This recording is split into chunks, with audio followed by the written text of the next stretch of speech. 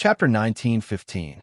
Yu Yu was stunned for a moment, but Yun Shirshir replied calmly, "How is that possible? I'm already a mother of two." Her unusual calmness confused the girl. Yun Shirshir continued, "My colleague said that Yun Shirshir and I look a lot alike, so I came over to watch her movie. There's such a coincidence?" The man asked in surprise. Yun Shirshir's calm reply dispelled their suspicions. Thus, they turned around to continue watching the movie. As they watched, they exclaimed, "They really look alike." Yun Shirshir tilted her head and glanced at Muyaja. She saw him staring at the movie screen. In the dark, his eyes were deep and bright. They were as beautiful as top-grade jade, and she couldn't help but be mesmerized by them. Muyaja seemed to sense her peeking at him. He slowly turned his face and glanced at her. Raising his eyebrows, he asked, "What's wrong? You don't like watching this movie, do you?" Yun Shirshir muttered. "What do you think?" Muyaja asked in amusement. "No man would like his woman to kiss another man. This is acting. It's work, not even work." Muyaja said sourly, "You even kissed so passionately. Your acting skills are really good." Yun Shirshir was confused. She didn't know if his comment was positive or negative. She felt that he didn't seem to like the movie. However, if she thought about it carefully and put herself in his shoes, it was understandable that he didn't like it. After all, he didn't like her to be intimate with other men. If Muyaja kissed another woman because of work, she wouldn't be able to tolerate it either. Thus, she made up her mind and said, "Okay, I won't do any kissing scenes in the future." Muyaja was speechless.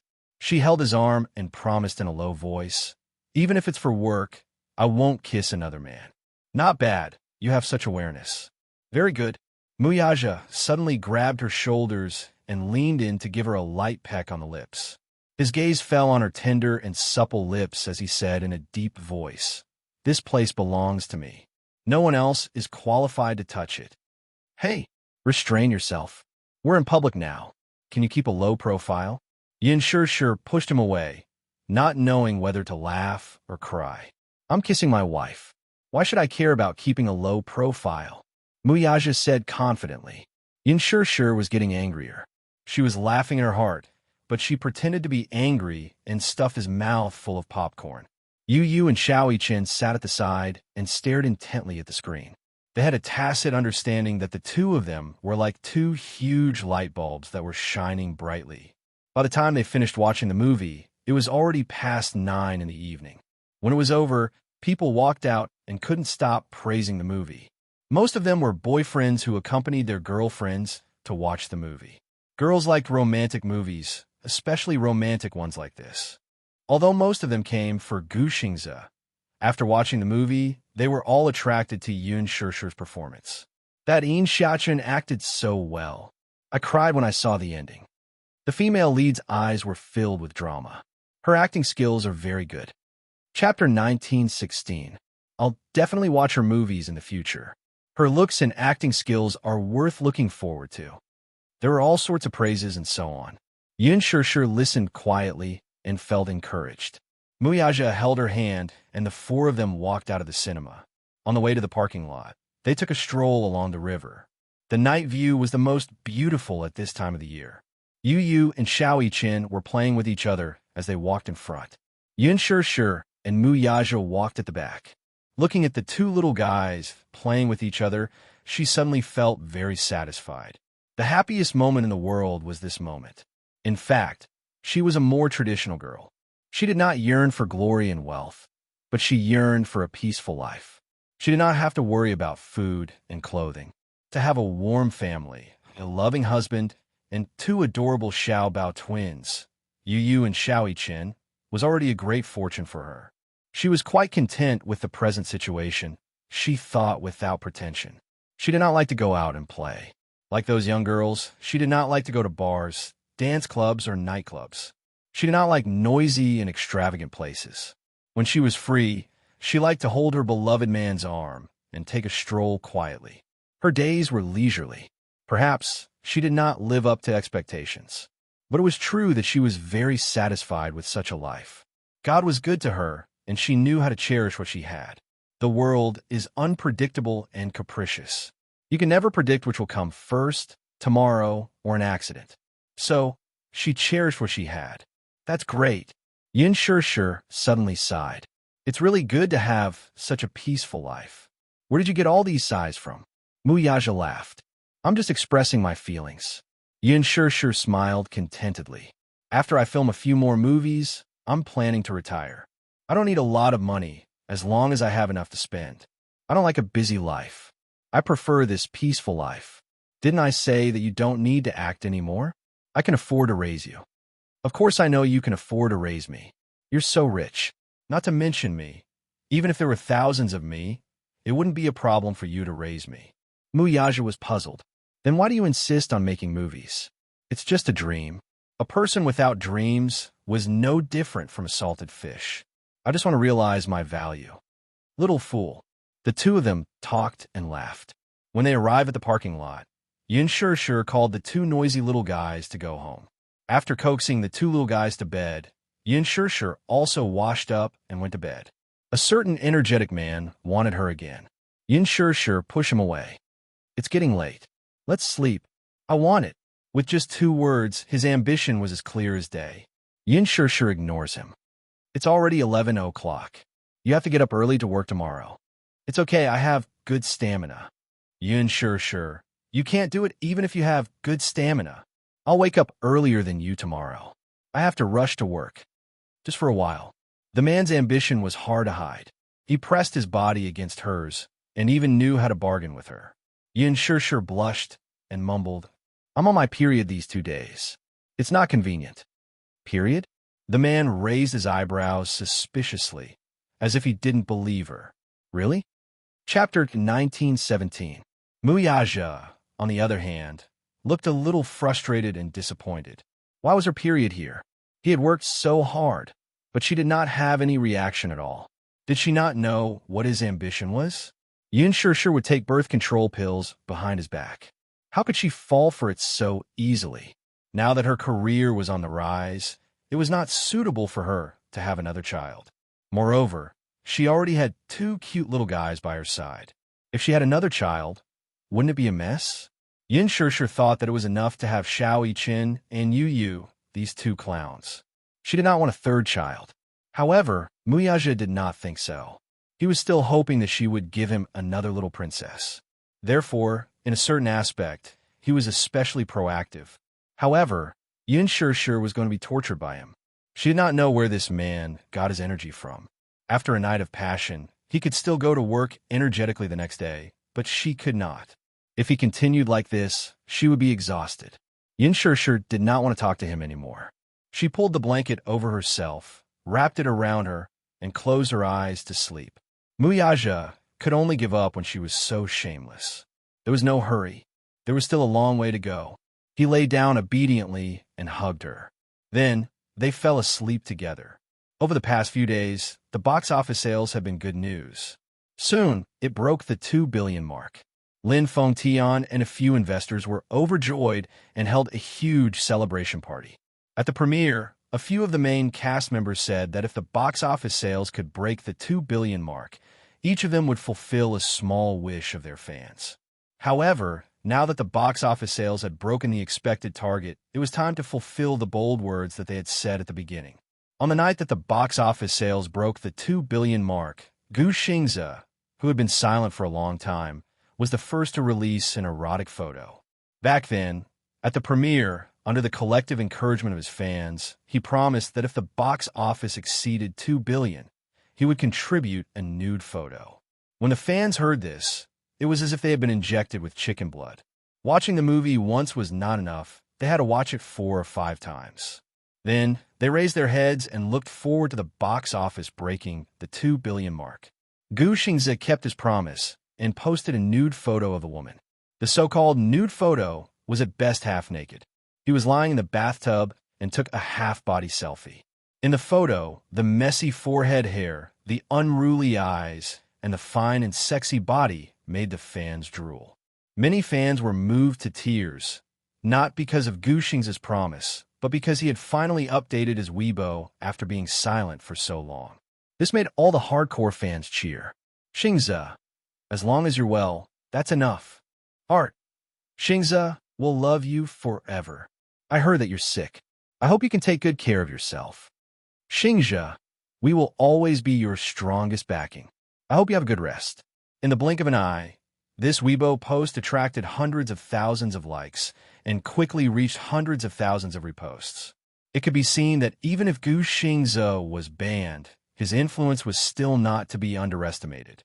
Yin Shishir promised that if the box office sales broke the 2 billion mark, she would personally remove her makeup on the show and show her bare face. Chapter 1918. The audience held their breaths.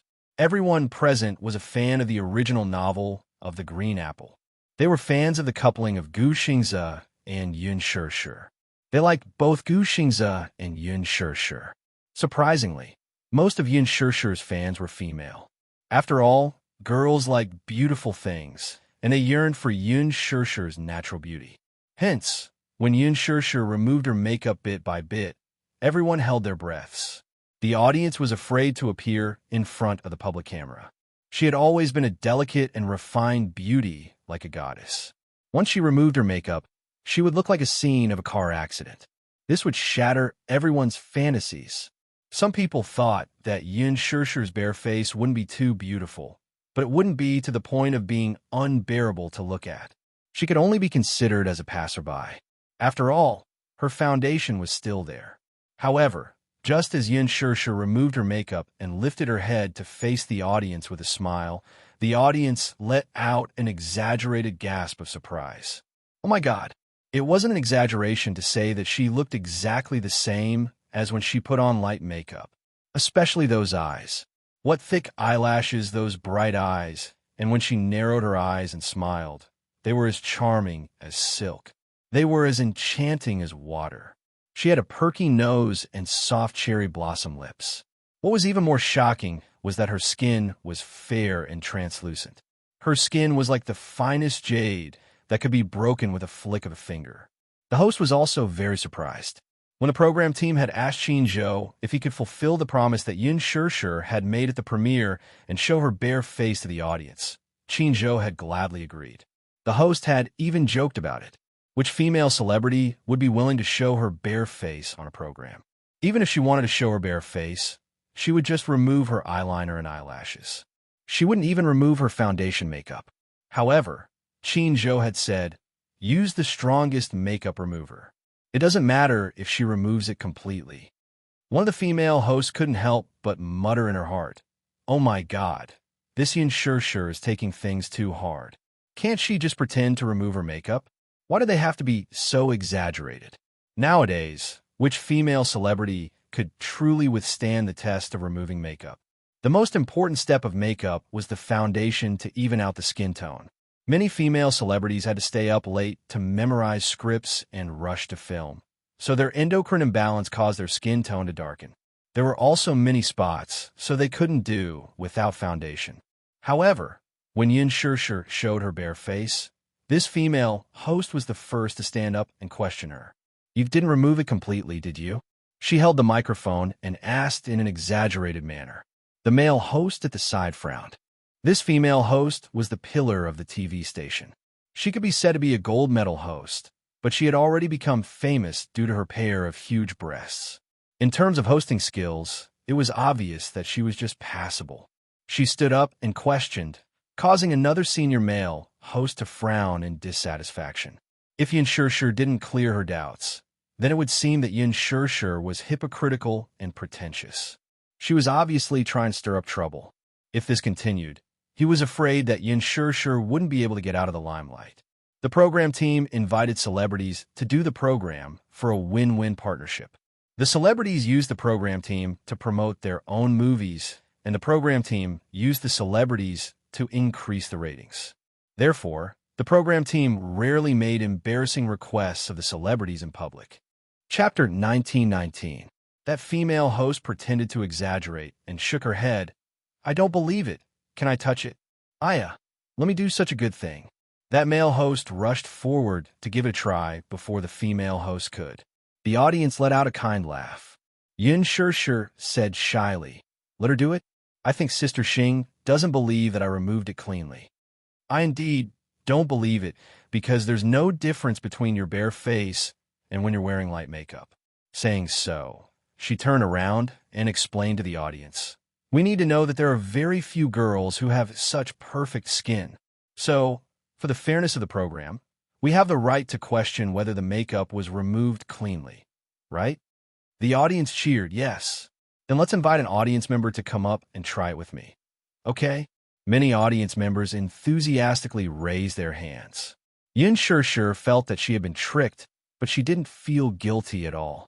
After all, she had made sure that her makeup was removed cleanly and was very confident in herself. The female host walked down the stage, swept a glance, and casually pointed to a girl with exquisite makeup.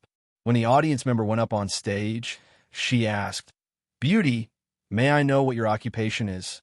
"I'm a makeup artist." Then you must be very experienced." The female host smiled. The male host could only follow and finish this segment. "A makeup artist is quite professional. Then please take a look and see if our Shir's makeup is removed cleanly." Okay. The audience member walked to Yun Shir's side and leaned closer to take a look. Then, she carefully touched it with her hand, and a trace of surprise flashed past her eyes. "How is it?" Yun Shir smiled sweetly and looked at her. The audience was shocked for a while, and then nodded in a daze. "It's removed cleanly." "Really?" The female host still didn't believe it. She walked up and specially touched it before dispelling the suspicion in her heart. It was a real bare face. She was taken aback. Although she felt indignant, she still had to announce, "Our Shir has really removed all her makeup." Yun Shir smiled. "Because I removed it twice, it's definitely clean. Since he made a promise to the audience, he will definitely fulfill it." The male host immediately said, "A real goddess can withstand the test of makeup remover. No wonder our Shir dared to say such bold words at the premiere. She's obviously very confident in her bare face." I'm so jealous." The female host looked extremely envious. "Tell me, what skincare products do you use? Does this count as advertising?" "I haven't signed a contract yet, so I can't tell you. It's a secret." Yun Shir joked. Her humor made everyone in the audience laugh. "Then secretly reveal it to me. I'm so envious of your skin. I feel that you look more natural and beautiful without makeup.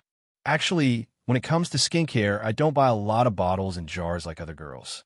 I pay more attention to nourishing my body from the inside out, so I rarely use any skincare products.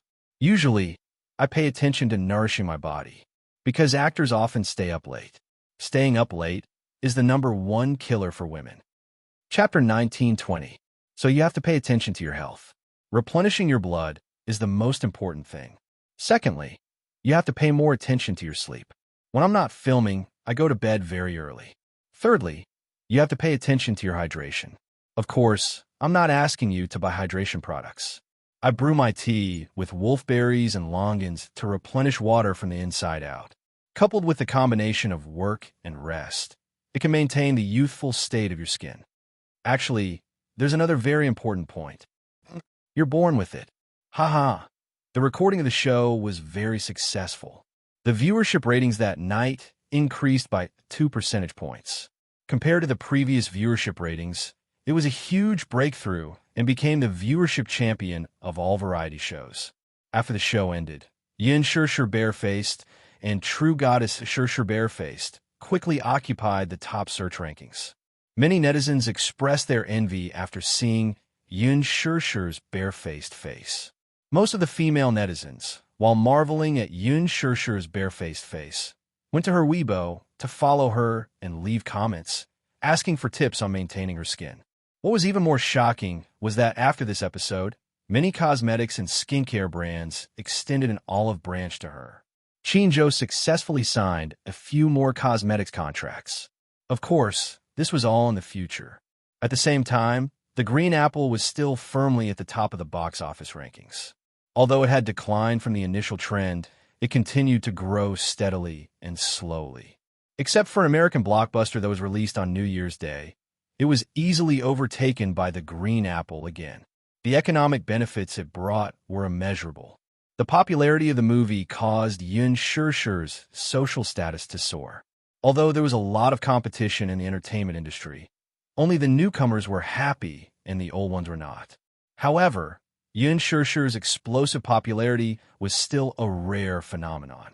That night, The Green Apple was only a few $1 million away from breaking the Chinese box office record. It was only a step away. Lu Jinyu booked a private room at the bar for a gathering. When Muyaja arrived with Yun Shishir, the group of brothers was already there. "Boss, sister-in-law." Everyone stood up and greeted him respectfully. Yun Shishir smiled and said, "Don't be so polite. Just call me Shishir." Her sister-in-law felt awkward when she heard that. "That won't do. Shishir is our boss's nickname. We don't dare to overstep our boundaries," Jiang Shun said, half jokingly and half seriously. However, Lu Jinyu said, "Actually, I also want Shishir. It sounds nice and intimate." Muyaja glared at him coldly. Lu Jinyu shuddered. Jiang Shun jeered from the side. "See, I told you. Jinyu, did you see the boss's eyes? Why don't you obediently call her sister-in-law?" Yun Shishir glared at Muyaja. "Hey, what are you doing?" Jiang Shun clicked his tongue and teased. "Sister-in-law, can't you tell? Boss is a wife-protecting maniac. If you call him that, boss would get jealous." Yun Shishir was speechless. "I can't tell. Boss is usually so aloof, but when it comes to sister-in-law, he turns into a jealous lover. Boss is not aloof, he's coquettish. On the surface, he's ascetic, but deep down, he's really coquettish." Muyaja gave him a cold look as a warning. Chapter 1921. Everyone laughed and sat down to have a good time. Muyaja did not like crowded events, but since it was a gathering organized by Lu Jinyu, he was very willing to attend.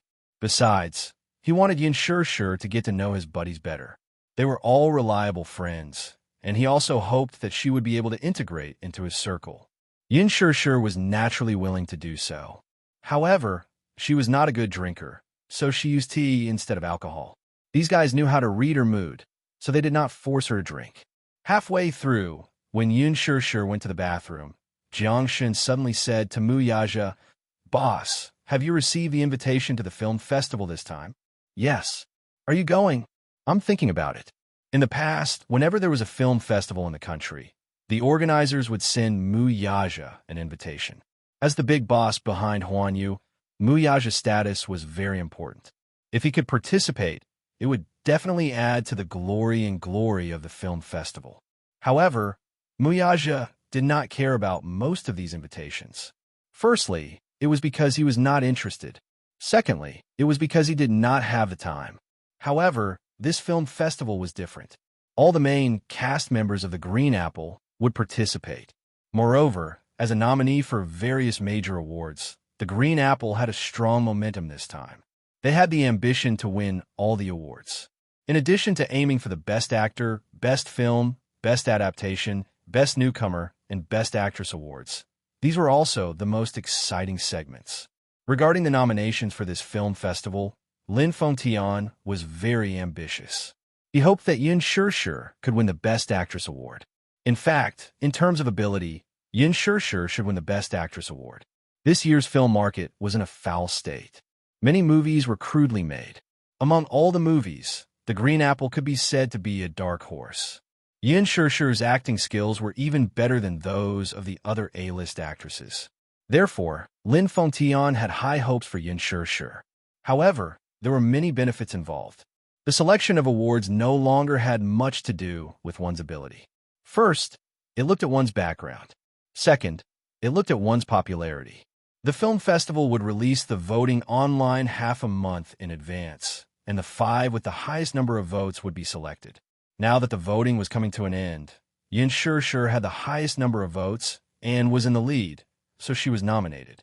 The audience's eyes were bright. Yun Shishir's performance was indeed very eye-catching. Although it was only one work, her ability was right in front of them. No one could deny it. If Yun Shishir could win the Best Actress award, it would be beyond reproach. Of course, being popular was one thing. There were many shady dealings in the film festival, and there was no lack of judges manipulating and tampering with the name list. Moreover, Yun Shishir was a newcomer who had just debuted.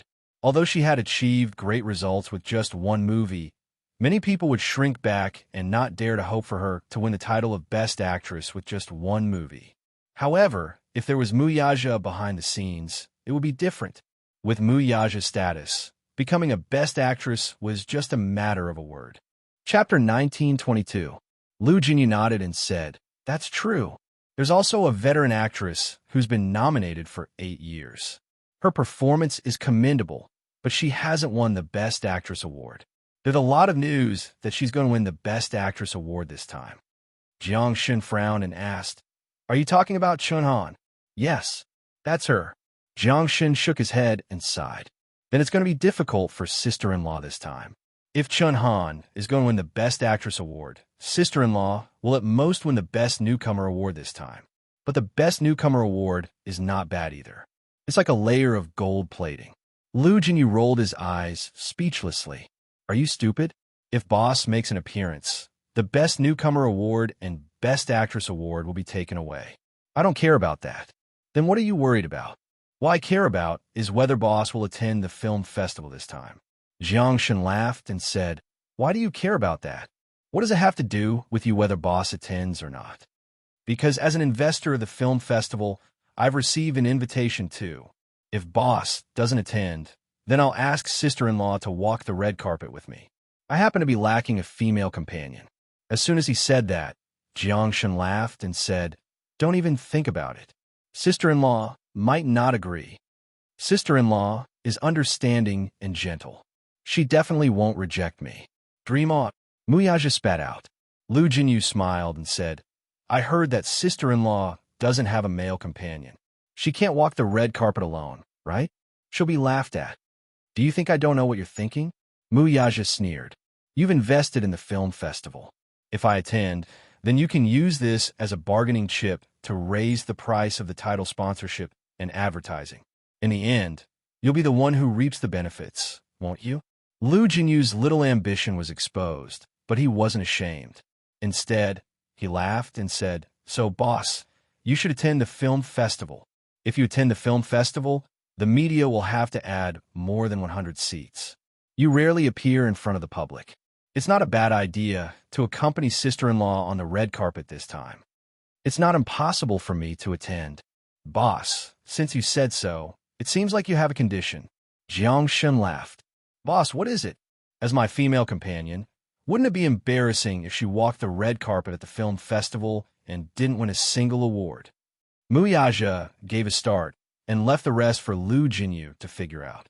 Jiang Shen nodded in agreement. "That's right. You have to win the Best Newcomer award and the Best Actor award, right?" "All right, boss. Don't worry and leave this matter to me. I'll talk to the organizers." "No need." Yin Shishir's calm voice came from behind. Everyone looked in the direction of the voice, but they didn't know when Yin Shishir came back from the bathroom. She happened to hear them secretly discussing the award, and her expression became slightly pale. Yin Shishir sat down beside Muyaja and said slowly, "Let nature take its course when it comes to awards. If there's one, there's one. If there's none, there's no need to force it. You don't have to do anything behind the scenes. Even if I take it, I might not be happy. I still want to rely on my strength to obtain the prize that belongs to me under fair conditions." Chapter 1923. Yin Shishir smiled sweetly and replied, "Wouldn't it be more fulfilling to bring down the shady dealings behind the scenes? If I had known from the start that I was going to win the award, I wouldn't have been so surprised." Lu Jinyu shook his head and teased, "Sister-in-law, don't say such nice things now. If you lose the award because of shady dealings, I'm afraid you'll cry in Boss's arms." "Who's crying?" Yin Shishir retorted stubbornly. "At most, I'll be disappointed for a while. I'm not that weak. Besides, I feel that I'm still lacking in maturity and capability. Even if I don't win the award, I won't feel disappointed. Anyway, I have to adjust my mentality." After a pause, she continued, "Besides, I don't have much hope for the award. The most important thing is to participate in it. This is my first time attending a film festival. The most important thing is to see more of the big scenes." She didn't have much hope in the first place.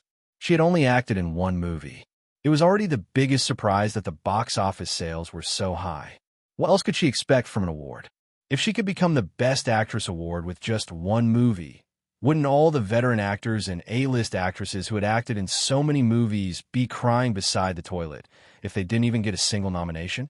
If she walked the red carpet and won the Best Actress award in a daze, that would be considered shady dealings. To be honest, the competition for this year's film festival was very fierce.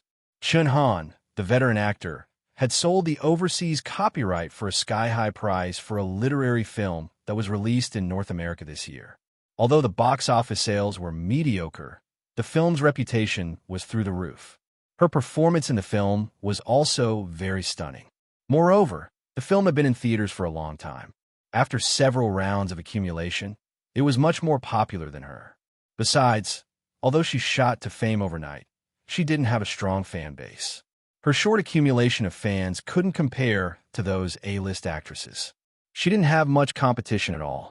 Thinking about it this way, she actually felt relieved. She was already very satisfied to be able to win the Best Newcomer award. She still hoped that she could fight steadily and steadily. There was no need for her to soar to the top. If there were too many ups and downs, she wouldn't be able to get used to it. She was participating in the film festival because it was her first time. Hence, she was very nervous. Lu Jinyu smiled and said, "What's so great about a local film festival? If you want to see a big scene, ask boss to send you to the Oscars Film Festival. That's called Starlight Shining. It's not a festival that just any celebrity in the country can be invited to." Really? To be invited to the Oscars Film Festival, regardless of whether one's work was nominated or not, just walking on the star-studded red carpet was already the highest praise for a domestic artist. This was like studying hard for 12 years and studying abroad. It was equivalent to being plated with a layer of gold. It wasn't that they worshipped foreigners, but that the Oslo Film Festival was the most prestigious film festival in the world. It had a wide influence and the highest standards of film festivals. If any artist in the country could be nominated, it would be a joyous thing. Female celebrities were all racking their brains to walk the red carpet at the Oscars Film Festival. If he brought it back, he would be able to write articles for a year. Of course, there were also female celebrities who spent a lot of money to buy tickets. Although they spent a lot of money, it was worth it since they could increase their fame. Chapter 1924. Muyaja. Can you take me there? I've always wanted to go to the Oscars Film Festival. If I can see my idol in person, I'll have no regrets in life. Your idol? Yeah. Lu Jinyu's interest was piqued. Sister-in-law has an idol? Who is it? Leonardo. Jiang Shun's lips twitched. Little Li? Little Li was Leonardo's nickname, and it was also the nickname his fans gave him. Once upon a time, Leonardo's incomparably handsome face had captivated countless fans. However, ever since he decided to pursue the path of strength, his looks had deteriorated year by year. In recent years, his looks had even fallen below the freezing point. However, Yin Shishir still regarded him as her idol. Even though he was not as good-looking as before, Yin Shishir defended her idol and retorted, "What Little Li? He's my idol." Jiang Shun said mercilessly, "It's a pity that your idol is old. He has a pot-belly and stubble. He's no longer as handsome as he used to be." What a joke. How dare he praise another man in front of sister-in-law? Who knows how boss will make things difficult for him later. He was a person who knew how to judge the situation and observe the situation. When sister-in-law mentioned that her idol was Leonardo, boss's expression was already very strange. Jiang Shun did not forget to flatter him. "My idol is boss. He's handsome and rich. He's a diamond-level idol." Lu Jinyu was disgusted by Jiang Shun. "Please don't disgust me. I feel like vomiting." "What? Are you openly questioning boss's charm?" Jiang Shun tried to sow discord between them. "No, he's questioning your flattery skills," Yin Shishir said quietly. Lu Jinyu gave her a thumbs up. Muyaja's lips curled into a smirk. He, who was usually silent, picked up his wine glass and took a sip of red wine. Yin Shishir suddenly held his arm. "By the way, will you attend the film festival?" "Huh? Didn't I ask you before? Will you go to the film festival?"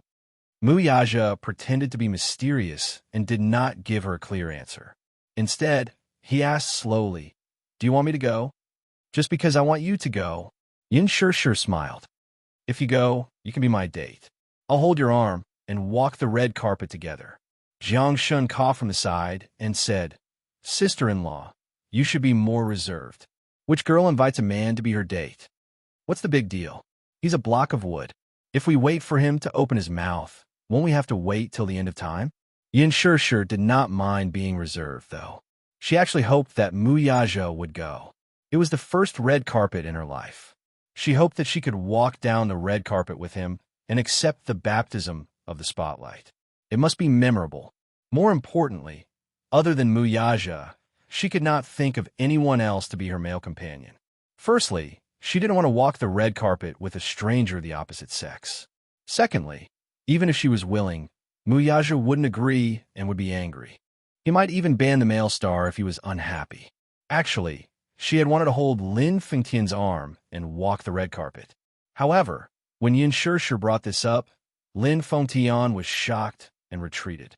"I don't dare to be your date. If I walk the red carpet with you today, I might be banned tomorrow." Chapter 1925. Mu Yazhe's smile deepened. However, he still pretended to be reserved.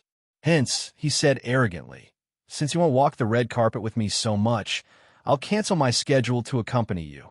These words were truly high-sounding and dignified. In fact, Mu Yazhe had already planned to walk the red carpet with her on the day of the film festival. Hence, he had canceled all his schedule for that day in advance. However, he couldn't make it too obvious in front of his subordinates. Hence, he pretended to be cold and aloof, as if he didn't care. In fact, he cared a lot about it. Yin Shishir glanced at him in exasperation. Seeing his cold and indifferent attitude, she suddenly snorted. "Oh dear, why are you so reluctant to do this? Actually, you don't have to make things difficult for yourself. If you don't want to, I can walk the red carpet with Jinyu." As she spoke, Yin Shishir glanced at Lu Jinyu and threw him a long olive branch. Lu Jinyu felt awkward and didn't know if he should agree.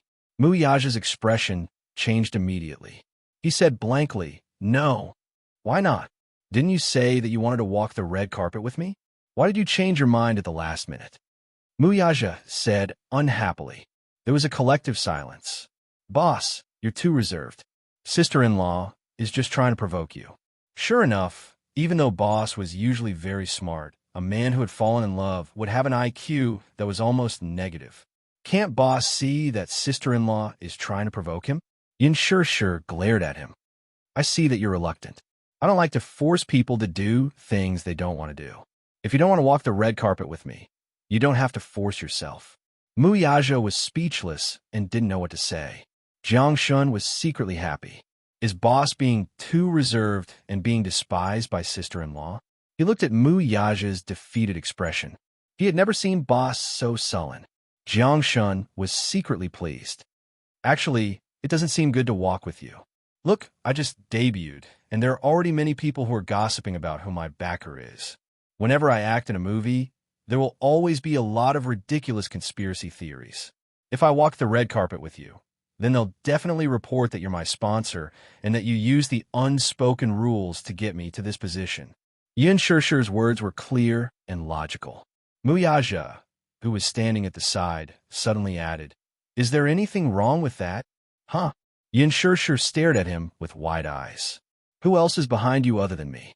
Mu Yazhe narrowed his eyes and replied confidently, "It's the truth." Yin Shishir fell silent. "Hey, do you have to be like this? What do you mean by unspoken rules?" Mu Yazhe said seriously, "It's only right and proper for a husband to spend resources on his wife." That's not it. I acted in Director Lin's movie based on my own ability. What does it have to do with you?" Yin Shishir said stubbornly. Jiang Shun reminded her, "Sister-in-law, you did rely on your own ability to become Phoenix Girl. However, the movie was able to achieve such a high box office because of Boss." "Huh? What do you mean?" Chapter 1926. Yin Shishir was puzzled and asked, "What do you mean?" Jiang Shun downed the remaining dry red wine in his glass in one gulp, then said casually, "Actually, Huanyu has a lot of cinemas under its banner. In addition to the department stores that Dishing invests in, the reason why Huanyu can become half of the entertainment industry is because Huanyu constantly controls 80% of the media's influence and 60% of the cinema's shares. On the first day of a screening of The Green Apple, the Moo Group sent out a secret document early in the morning. CEO Moo said casually, "The Green Apple must break the box office record for Chinese films. As employees, we worked hard. If it weren't for the Moo Group's large-scale increase in the screening times and promotion of The Green Apple, the movie might not have achieved such great results." Sister-in-law, strictly speaking, this is also one of the unspoken rules. After listening to Jiang Shun's serious explanation, Yin Shishir was dumbfounded. For a moment, her heart was filled with complicated feelings that she couldn't put into words. There was happiness, sweetness, disappointment, and a tinge of sadness. She had originally thought that The Green Apple had achieved such results because of her own capabilities. However, it seemed that it wasn't as simple as she thought. Lu Jinyu glanced at Yin Shishir's expression and quickly understood why she was disappointed. Hence, he said helplessly, "Sister-in-law, don't overthink it." Although what Jiang Shun said was true, the movie was able to achieve such results because of its ability. Although the cinemas have increased the screening times, we didn't kidnap the audience and bring them to the cinemas. Hence, this shows that this movie is really charming. That's why it didn't disappoint and became the box office champion. It's been more than 10 days since the screening. It should be breaking the box office record soon, right? Jiang Shun said excitedly. Yes, it should be soon. The box office of a Chinese film was 2.9 billion yuan. Currently, the box office of The Green Apple was 2.89 billion yuan. It was only a few million yuan away. Hence, it wouldn't be a problem for The Green Apple to become the Chinese box office champion overnight. Yin Shishir fell silent. She looked at Mu Yaja in disdain. This man, no wonder there were always those gossips saying that she had a strong debut momentum. She must have a sugar daddy or a very strong backer behind her. This made her feel even more indignant. She had put in so much effort in order to produce the best work. No matter how hard and tiring it was, she had no complaints. But in the end, it was like this. She had clearly put in a lot of effort, but a simple sentence, "she must have a sugar daddy behind her," easily erased all her efforts. It turned out that this man had been adding fuel to the fire behind the scenes. Yin Shishir recalled the past. No wonder her resources had always been top-notch. It was all up to him. Yin Shishir didn't know whether to laugh or cry. It seemed that she would never be able to wash away the rumors of her being involved in the unspoken rules. That was because she had really been pushed to the top. However, her husband was the one who had pushed her to the top. This was something that no one had expected. She was flattered so much that she felt at ease. "You have to walk the red carpet with me." Muyaja spoke from the side. His attitude was firm and unquestionable. Yin Shishir frowned. "Why? There's no why." Chapter 1927. Lu Jinyu suddenly said, "Actually, sister-in-law, if you walk the red carpet with boss, there won't be any rumors. You don't know this, but the media has been tamed by the Moo Group. In the past, when boss had just debuted, those entertainment reporters were like flies, squatting outside his hotel in large groups. After that, they were taught a lesson by boss. Basically, no one dared to report about him anymore. If they dare to use boss to create hype, they'll basically be banned. So, you should walk the red carpet with boss. It's easy. It doesn't matter who I walk with. The point is, he's really an awkward person. I just asked him to walk the red carpet with me, but he said that he was reluctant. I was being kind and told him to change to someone else, but he insisted that I walk the red carpet with him. He's so hard to please," Yin Shishir said awkwardly. The main point of her words was that Mu Yaja was an awkward and arrogant person. The problem was, a certain man's face darkened when he heard her first sentence. "It doesn't matter who you walk with?" he asked sinisterly. "Who else do you want to walk the red carpet with?" He swore. No matter who she said, regardless of gender, he would ban them. Just like how he banned Gu Xingze. He meant what he said. Yin Shishir was stunned and suddenly felt a little angry. This man is so awkward. Why can't he be a gentleman? Look at Xiaoichen and Yu Yu. Both of his sons know how to be gentlemanly to women. Why is he so overbearing when it comes to women? That's enough. No objections. It's decided about the film festival. Seeing Yun Shirshi's disdainful expression, Mu Yaja was furious. He simply did not want to hear any objections from her and made the decision domineeringly. Yun Shirshir wanted to say something, but stopped. She raised her eyebrows and could not be bothered to object. Anyway, she had already decided to walk the red carpet with him. However, his attitude did not seem to be right. However, she had no choice. Anyway, he was a blockhead and would not understand what she was unhappy about. Lu Jinyu suddenly grinned and said, "Boss, do you think I should buy a judge's seat to play with?" "Jinyu, you don't know where to spend your money, do you? Why are you buying a judge's seat? I'm holding a trophy for my sister-in-law. The judges have the right to operate under the table. I'll buy a judge's seat and award the best actress to sister-in-law." Yun Shirshir was amused by him.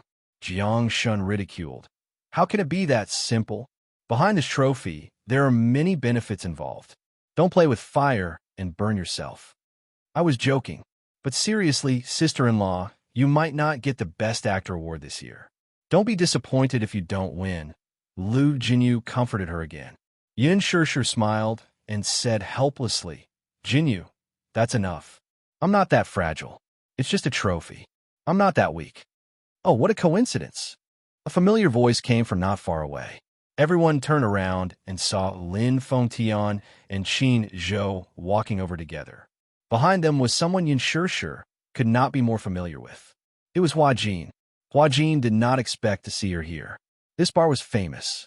Every time it was this time, many people in the industry would gather here. It could be said to be the Hall of Fame of the bar. Qin Zhou and Lin Fengtian were regulars here. Chapter 1928. Needless to say, Hua Jin was even more familiar. Before he debuted, he had been hanging out in this bar all year round. Many of the senior guests knew him. However, when Hua Jin saw Mu Yaja holding Yun Shirshir in his arms, his eyes flickered for a moment. Then, the corners of his lips curled up coldly. No matter how stupid a person was, it was not difficult to guess how close the two of them were when they saw them snuggling up to each other intimately. Moreover, his eyes were sharp. He immediately saw the engagement ring on Mu Yaja's finger. It was a pair of rings on Yun Shirshir's finger. Could it be that this man was her fiancé? When Hua Jin thought of this, he felt a stab in his heart. He was a little envious. Qin Zhou laughed as he walked over and hooked his arm around him. "I didn't expect to meet our big boss here. What a coincidence." "Big boss?" Hua Jin carefully asked Lin Fengtian. "This is Huan Yu's behind-the-scenes boss, Mu Yaja. Don't you know him?" Hua Jin was stunned. He shook his head and answered honestly, "I've only heard of this name, but I've never seen him before. I'm warning you.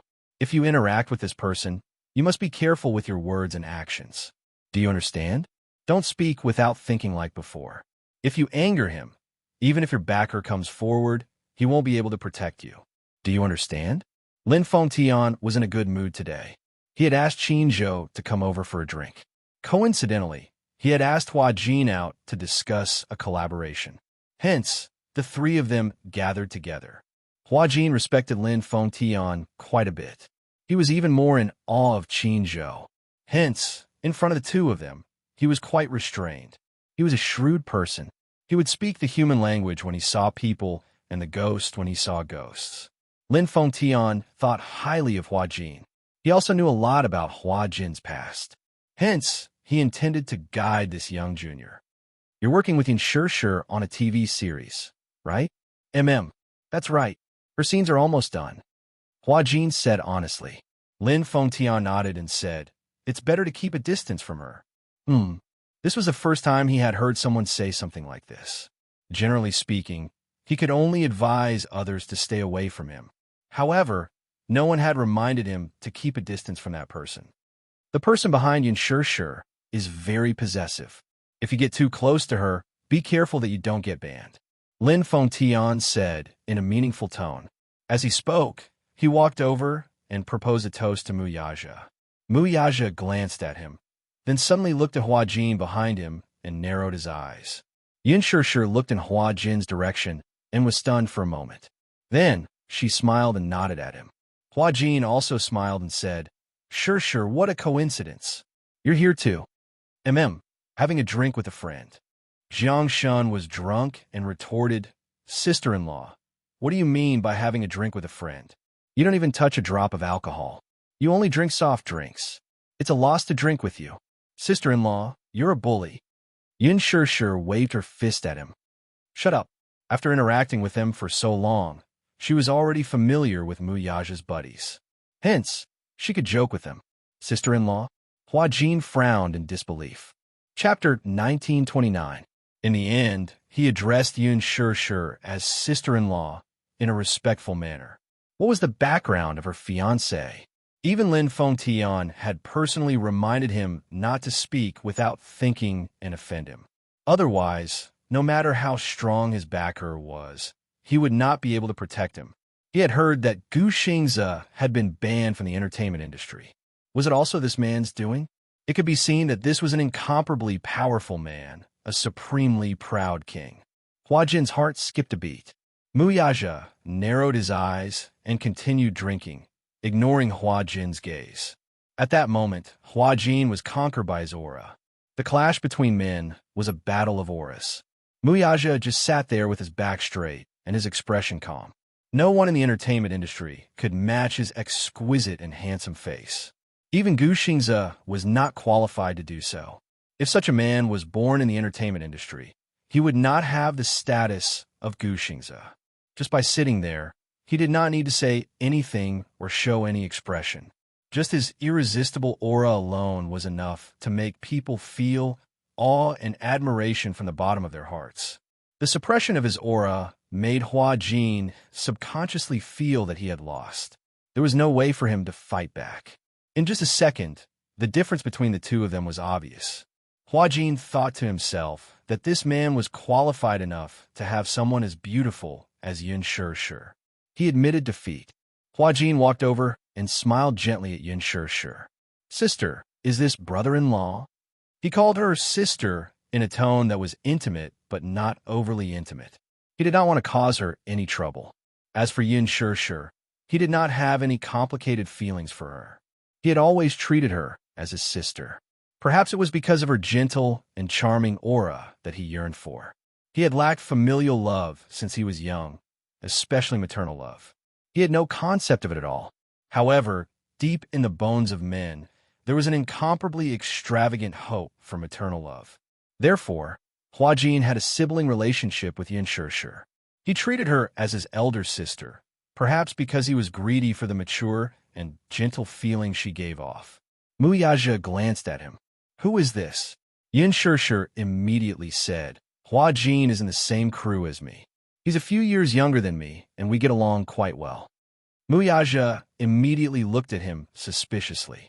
Hua Jin, on the other hand, smiled sweetly and called out obediently, Brother-in-law, I heard my sister mention you when we were on set. Muyaja first looked him up and down. Suddenly, when he heard his respectful greeting, he faintly grunted. However, they did not reject him. It seemed that he had acknowledged him as brother-in-law. Yin Shishir felt gratified. The three of them joined the battle. Hence, the table was in full swing. The battle was fierce. The ending was undoubtedly tragic. Other than Muyaja and Hua Jin, the rest of the people were almost lying down. Muyaja was born with a good alcohol tolerance and knew how to control the situation. Moreover, no one dared to force him to drink too much. Hua Jin, on the other hand, often went to bars and nightclubs. He had been through hundreds of battles, and his alcohol tolerance was very high. Yin Shishir also drank half a glass. As a result, the alcohol kicked in. She was a little drunk, and it was time for her to stop drinking.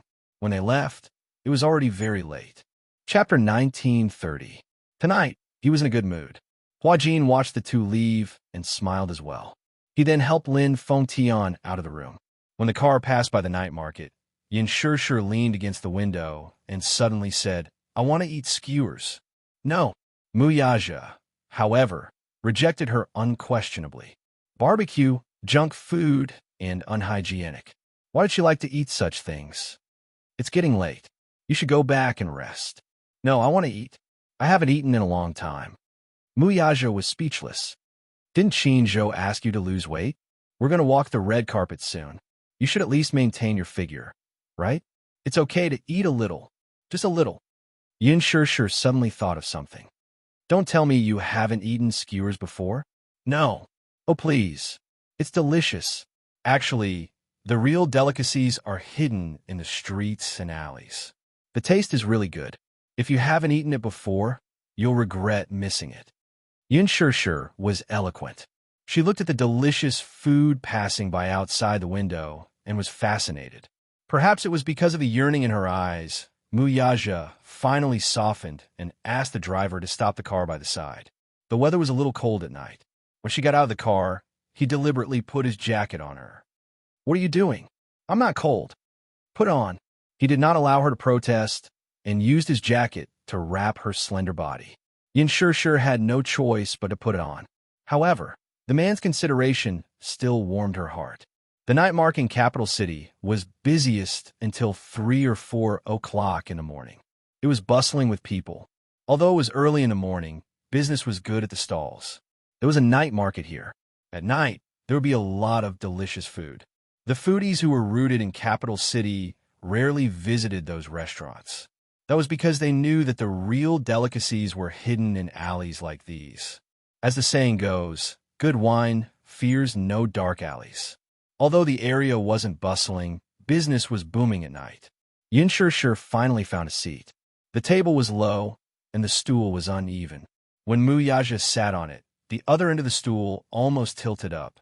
Yin Shirshir's reflexes were quick, and she only managed to stabilize her balance by sitting on it.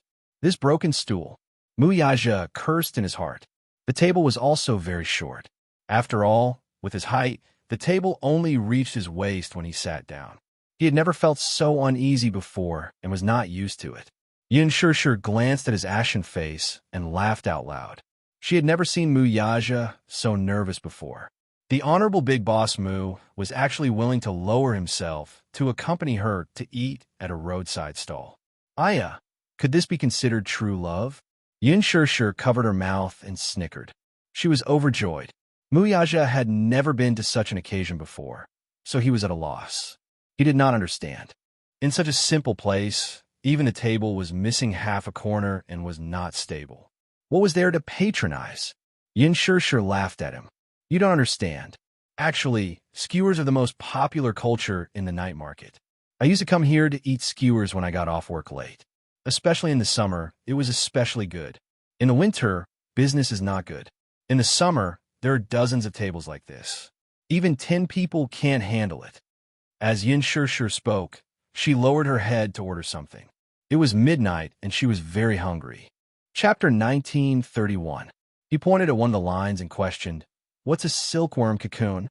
Yin Shirshir looked up and looked at him as if she was looking at a retard. She was extremely disdainful. What else can it be? After a silkworm baby spits silk and opens the cocoon, the silkworm will turn into a small ball inside. That's called a silkworm cocoon. Of course, he knew what a silkworm cocoon was. The problem was, could the show be eaten? That's a worm. Muyaja could not stay calm anymore. Can it be eaten? The taste is not bad. What cicada? Muyaja's mysophobia was acting up. He felt that there was a black mass of worms flying in front of his eyes. Before he could see them, he already felt his stomach churning. This restaurant's roasted cicada is very delicious. My colleague brought me here to eat it.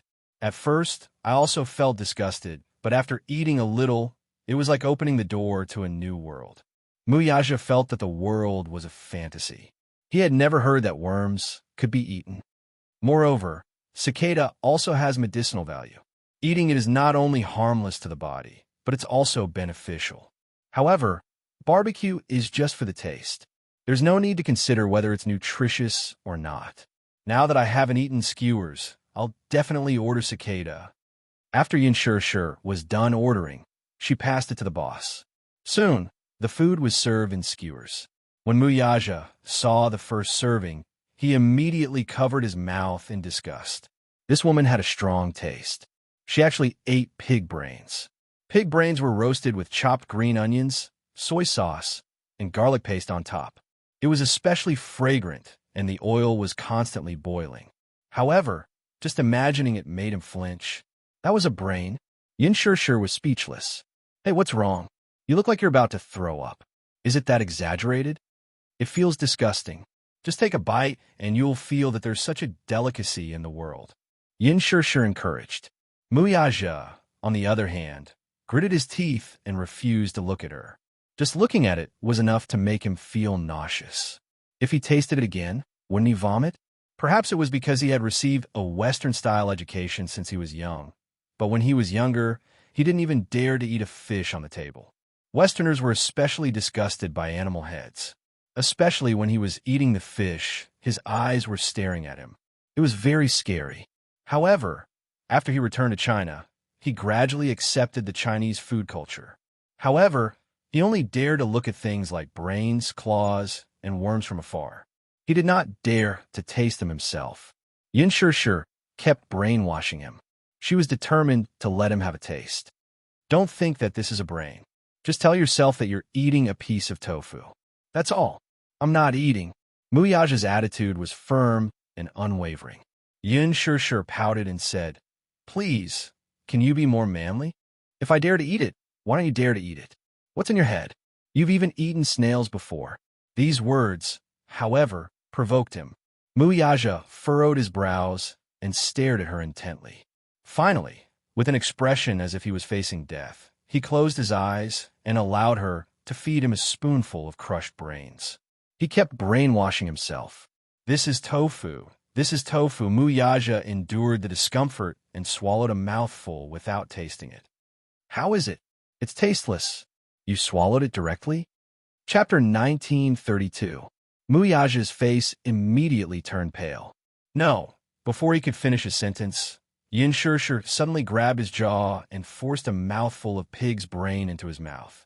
Muyaja was speechless. This was simply inhumane torture.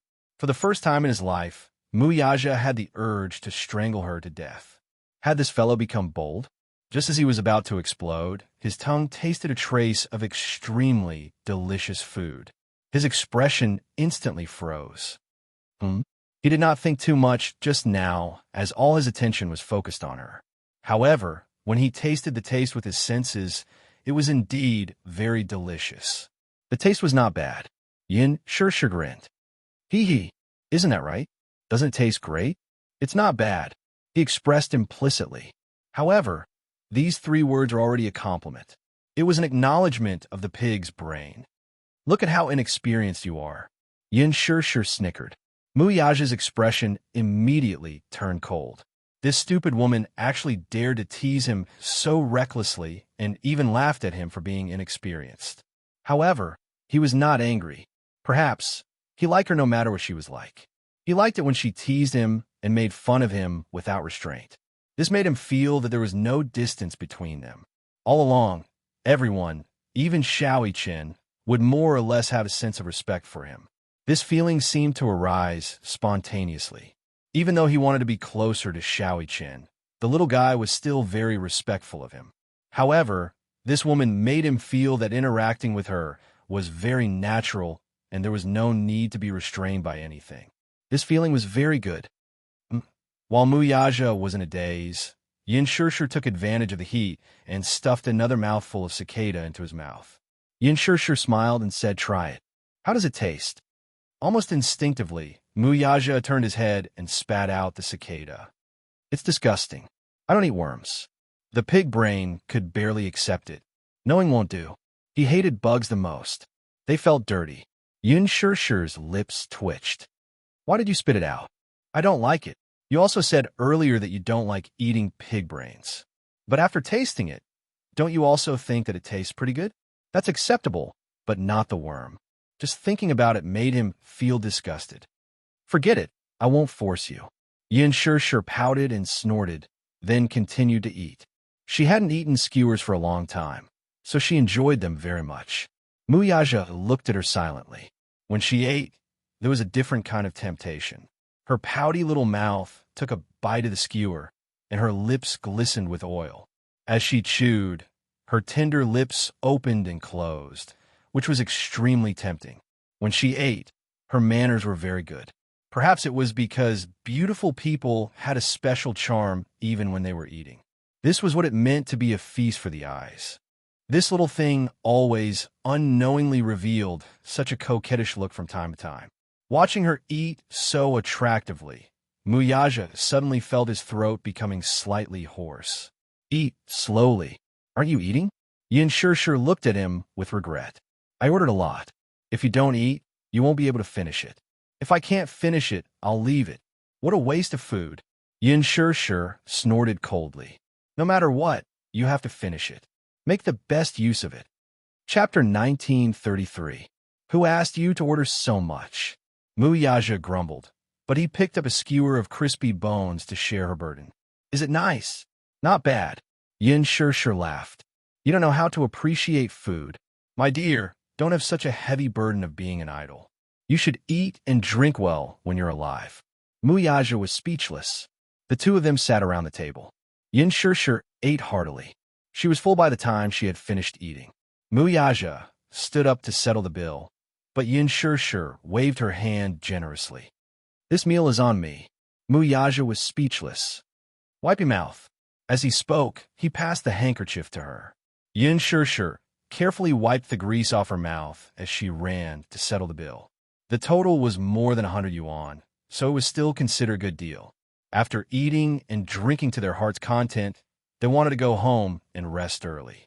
Yin Shirshir held onto his arm and snuggled up in the crook of his arm. Her extremely coquettish look made his heart skip a beat. Thus, he hugged her shoulders, lowered his head, and kissed her deeply on the lips. He lingered and did not go deeper. Although it was just a light kiss, it was still not enough. When he let go of her, Yin Shirshir was already intoxicated. Her face looked as if it had been smeared with high-quality rouge, especially her pair of shimmering eyes. Muyaja's throat moved. In this chilly wind, his body was slightly hot. Let's go home. He hugged her and wanted to quickly get into the car to avoid the wind. However, just as they were about to get into the car, Muyaja suddenly caught a glimpse of a light in a corner not far away. His gaze froze, and he turned around abruptly. He saw a flash of light. Immediately after, there seemed to be a black shadow moving in the parterre. Someone was secretly taking pictures. With this realization, Muyaja said to her, "Get in the car." "What's the matter?" "Get in the car first. There's an entertainment reporter secretly taking pictures." When Yin Shirshir heard this, she didn't dare to make a sound and quickly hid in the car. Muyaja walked in the direction of the figure. At first, that person didn't realize that Muyaja had discovered his presence. However, when he got closer, he suddenly realized that he had been discovered and turned to escape. "Stop right there," he said coldly. The entertainment reporter suddenly stopped in his tracks and turned around. However, he did not recognize the identity of the man in front of him and said in a somewhat annoyed tone, "What? What did you take pictures of just now?" Muyaja asked coldly, and his tone was unfriendly. Seeing that his tone was not friendly, the entertainment reporter's attitude was not good either. He retorted arrogantly, "It's none of your business. What's it got to do with you? I don't care what you've taken."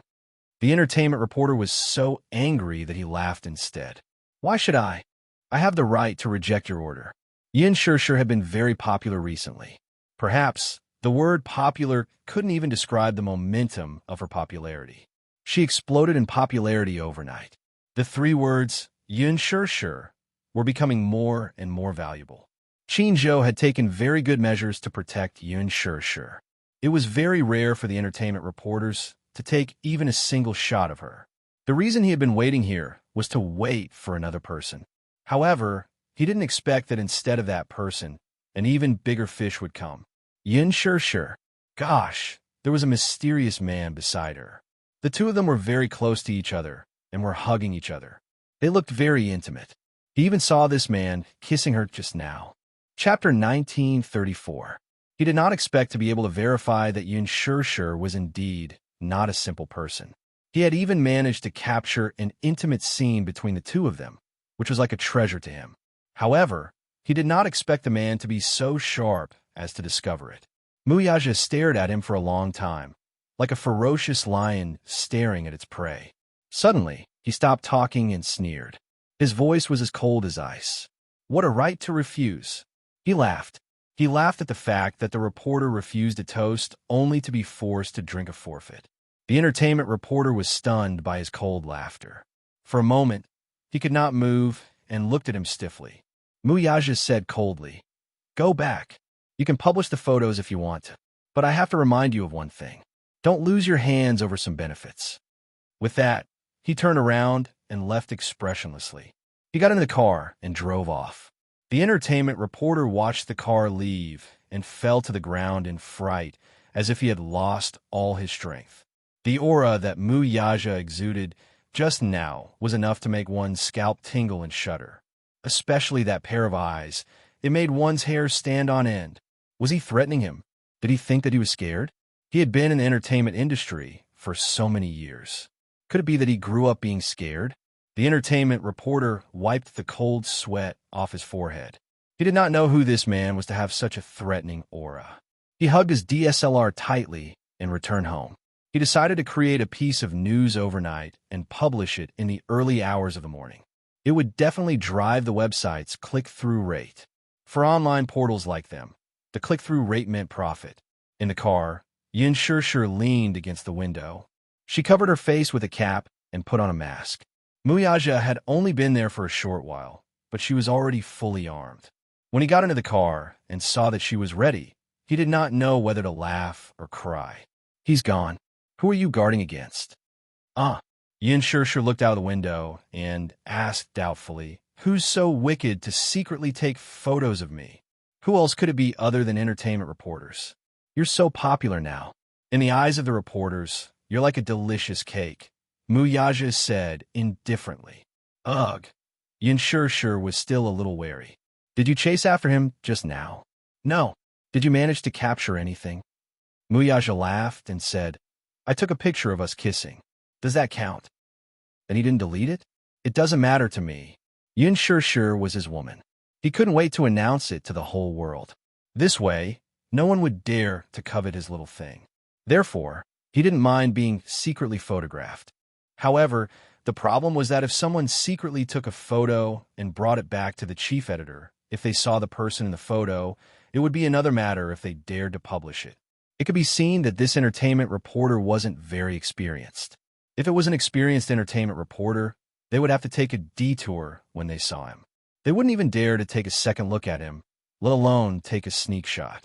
Muyaja used to be very disgusted with reporters who secretly took photos of him. With his family background, the first crown prince of the capital, his extraordinary background, prominent power, and good looks, he became the object of public figures who were eager to find out more about him. In the eyes of the public, he was like a god. Man is a ridiculous thing. Chapter 1935. As the grandson of the richest man in the country, he was young but talented. He was completely different from the second son of a rich family. The public had always been curious about him. However, he did not like his privacy being pried into.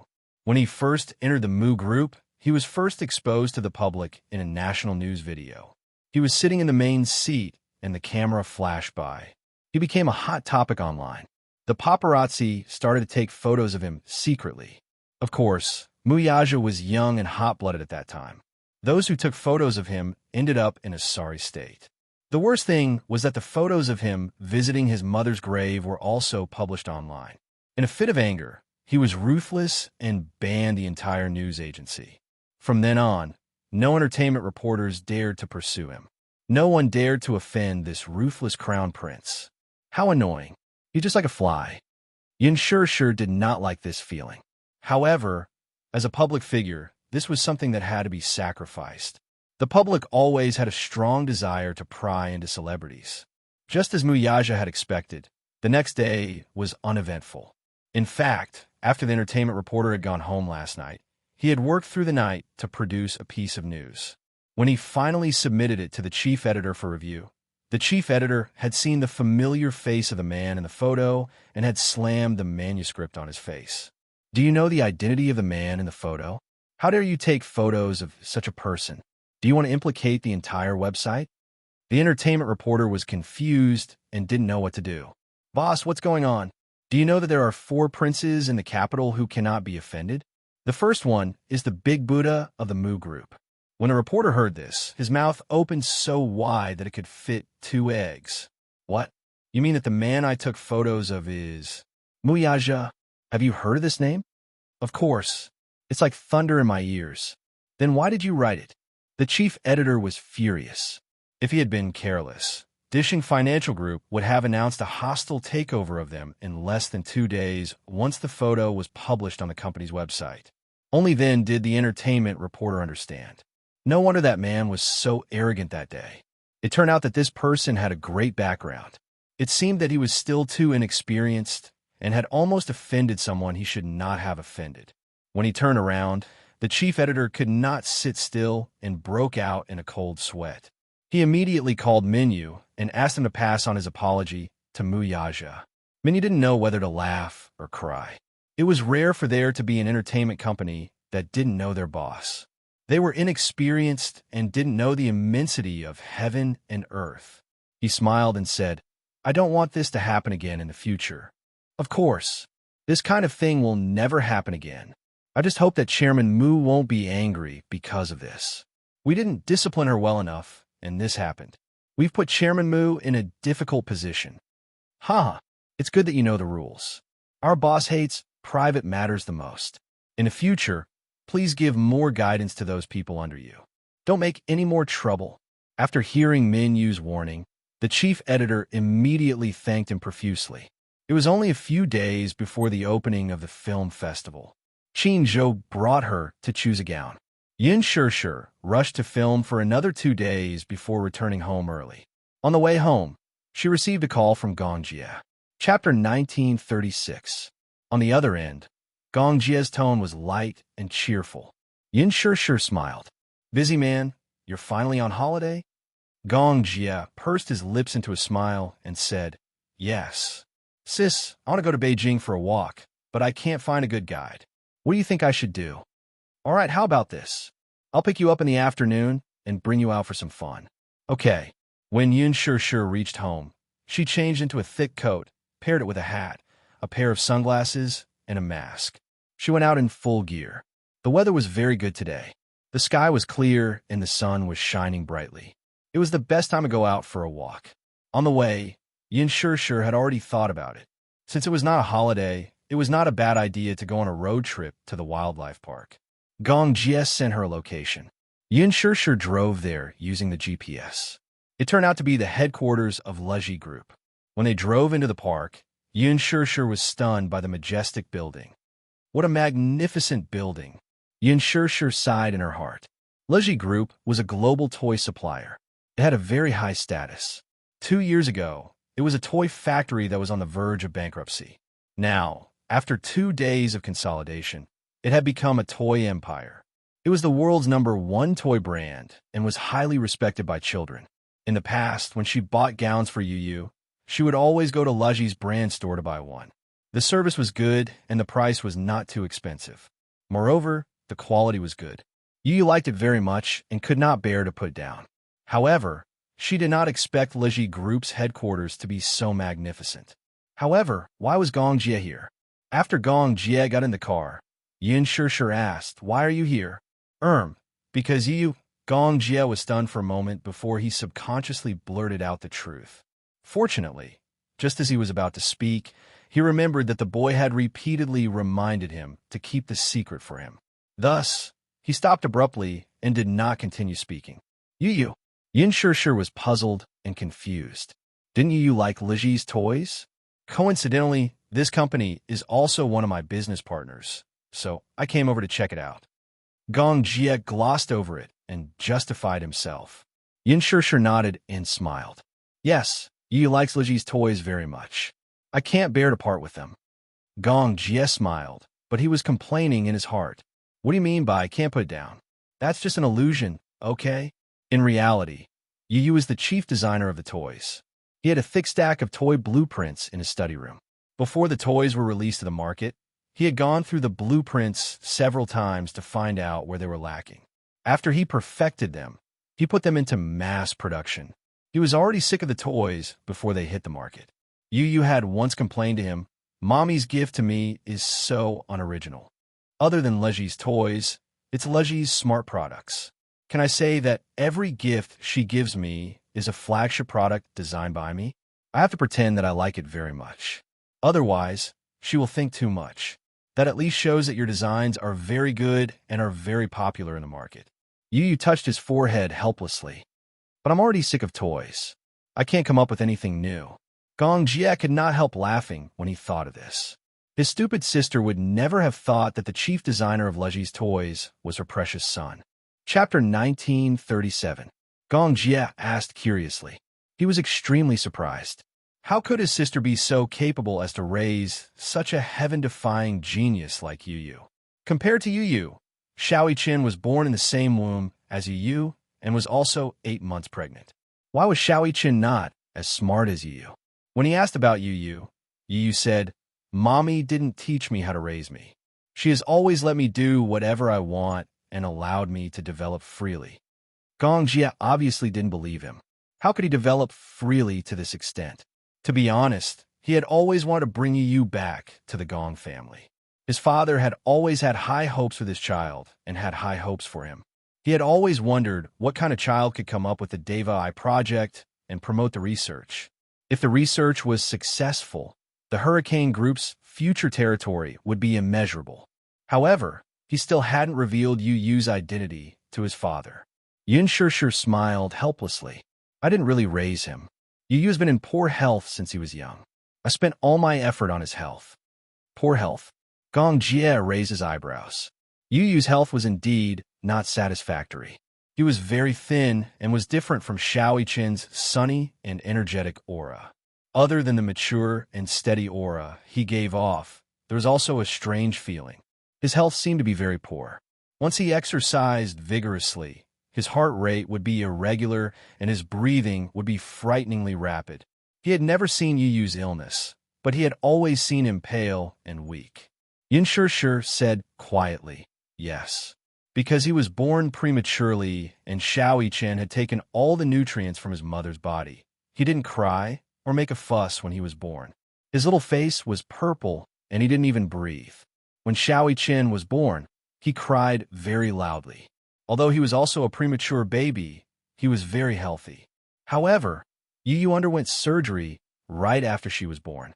After that, she was kept in an incubator for a long time before she passed the critical stage. He was almost gone. The nurses all said that if it weren't for the little guy's strong will to live, he wouldn't have made it. As Yin Shishir spoke, she paused and looked at him. Isn't it amazing? Such a young child actually had a strong will to live. Therefore, I feel that Yu and I are fated to be together. He's the best gift that God has given me. Although she looked calm when she said this, when Yu was in the critical stage and she had just given birth, she still held on to her body and painstakingly stayed by Yu's side. At that time, she was filled with despair and uneasiness. She prayed all the time that this child would be safe and sound. Every minute, every second was torture. This was because no one knew what fate this child would face in the next second. Would it be death? Would it be survival? Even the doctors couldn't say for sure. They only said that this child had a strong will to live, but his vitality was very weak. They could only try their best. Whether the child could survive or not depended on the child's luck. Yin Shishir was frightened when she heard this. She was afraid that the child wouldn't survive. When she was still in school, she actually didn't like children. When she saw how mischievous other children were, she silently thought that if she had children of her own in the future, she would definitely train them to be obedient and cute. Chapter 1938. Motherhood could turn a fierce and aggressive woman into a gentle and soft woman. She was amazed by the wonders of God and the impermanence of the world. She was certain that once the 2 children were born, they would be separated from her. Even so, she still hoped that the 2 children would grow up healthily. Xiaoyi was taken away by the Mu family when he was born. However, they left behind a sickly child. The Mu family did not know. The first time Yin Shishir saw the child, he was in an incubator. His skin was wrinkled and his face was flushed. He did not even have time to open his eyes. However, his long eyelashes fluttered like the wings of a butterfly. They were long and charming. I hope that you will survive. I hope that you will grow up to be taller than me and be healthy. Yin Shishir made a wish and named him Tianyu. She hoped that the heavens would protect the child and that he would be able to survive the ordeal. The child seemed to be very intelligent. It was as if he understood her prayers. His vital signs became more stable day by day. On the 18th day of his birth, he finally survived the ordeal. However, he spent his long childhood in the hospital. Yin Shishir always felt that she owed him. Hence, unlike other parents, she did not impose too many burdens on the child and allowed him to develop freely. Gong Jie quietly added after her. He developed freely, but in the end he developed into such a heaven-defying person.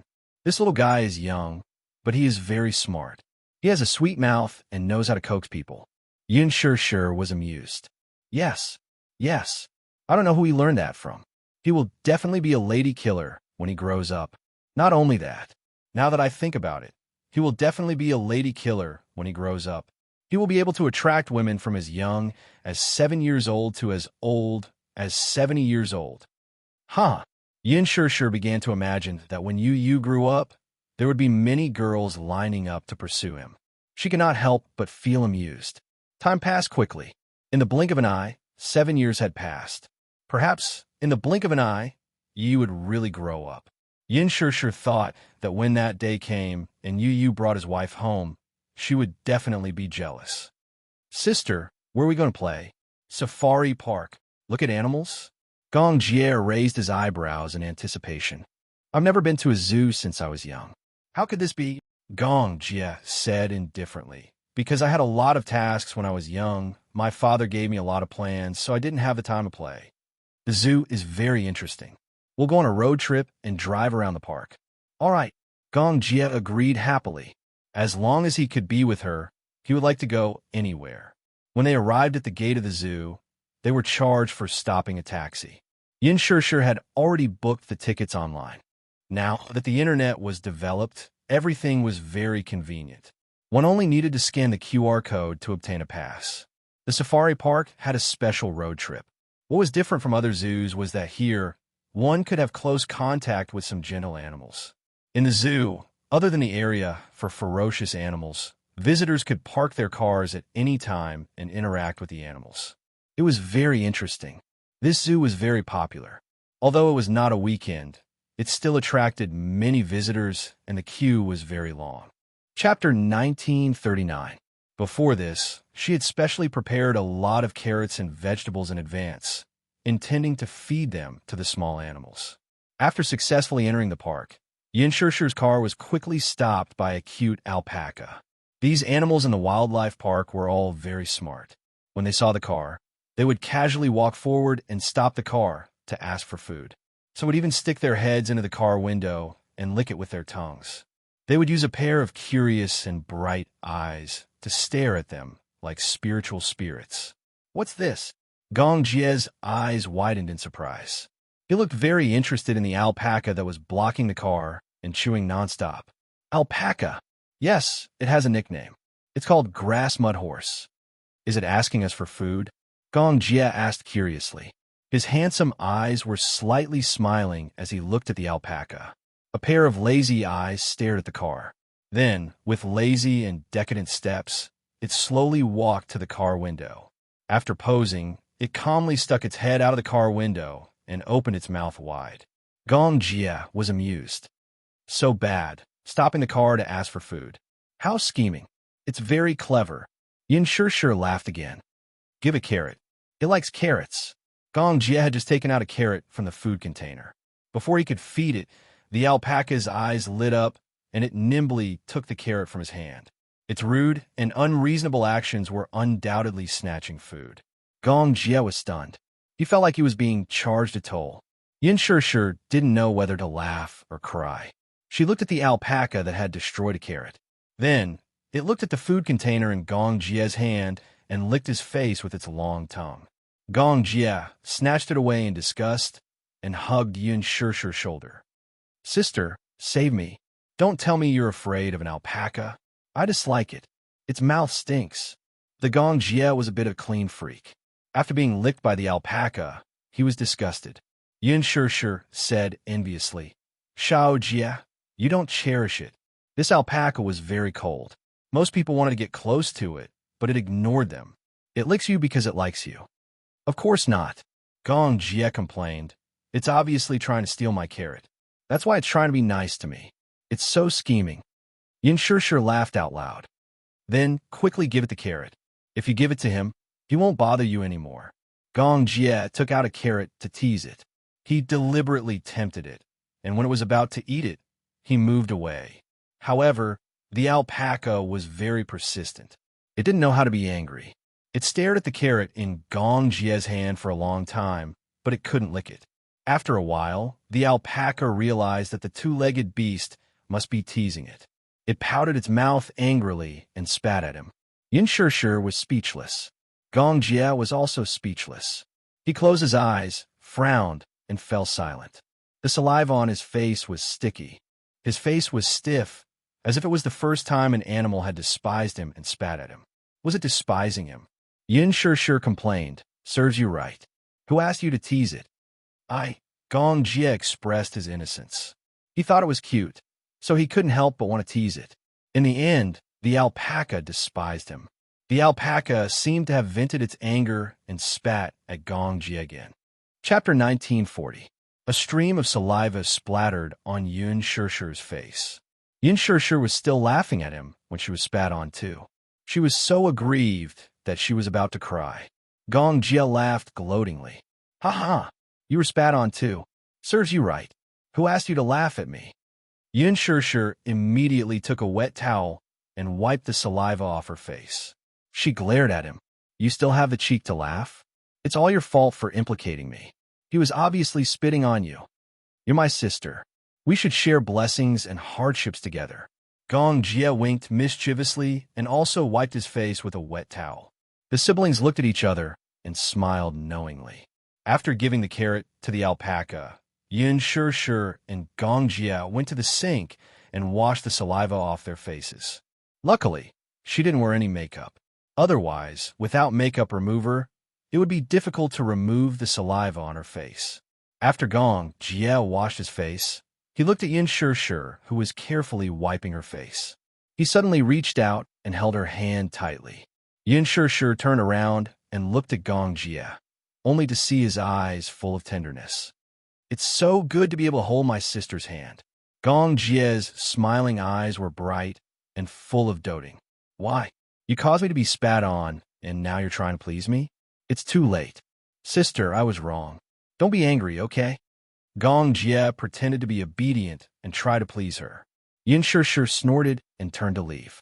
Gong Jie stuck behind her, feeling wronged. Just like when they were young, when he made a mistake, he would follow behind her and constantly use flowery words to make her happy. Yin Shishir continued to walk forward by herself as she pursed her lips and snickered incessantly. After Gong Jie repeatedly begged for mercy, she turned to glare at him coquettishly and suddenly held his hand. "All right, I forgive you, but for now on, be good, okay? Okay, listen to me." Gong Jie smiled and looked at her obediently. Even though he was 189 meters tall, Yin Shishir's petite and slender body only reached his chest, making her look like a little bird that was dependent on him. However, such a big guy listened to her and even obediently lowered his head to kiss her on the cheek. "I love Big Sis the most. Hey, there's so many people watching. Isn't it embarrassing? Can you be more serious?" "What? People will only be envious of our good relationship," Gong Jie said as he held her hand tightly. Along the way, he gently held her hand as they quietly toured the garden. Walking on the small path, countless people turned their heads to look at the handsome man and beautiful woman. The man had a slender figure, a handsome face, and a tall and straight posture. The woman's figure was graceful, elegant, and refined, quiet and warm. Perhaps it was because Yin Shishir was wearing a mask and her face couldn't be seen clearly, but when they saw her and Gong Jie standing together, many people mistakenly thought that they were a couple. There were even many young couples looking at them, especially those young ladies. Their gazes landed on Gong Jie, and they couldn't look away. They had never seen such a handsome and sunny man, especially when Gong Jie lowered his head to listen seriously to Yin Shishir's words. His eyes were focused, serious, and full of love, making many girls envious. They also wanted to have such a considerate and gentle boyfriend. The most important thing was that he was so handsome. Yet, such a perfect man was actually taken. Chapter 1941.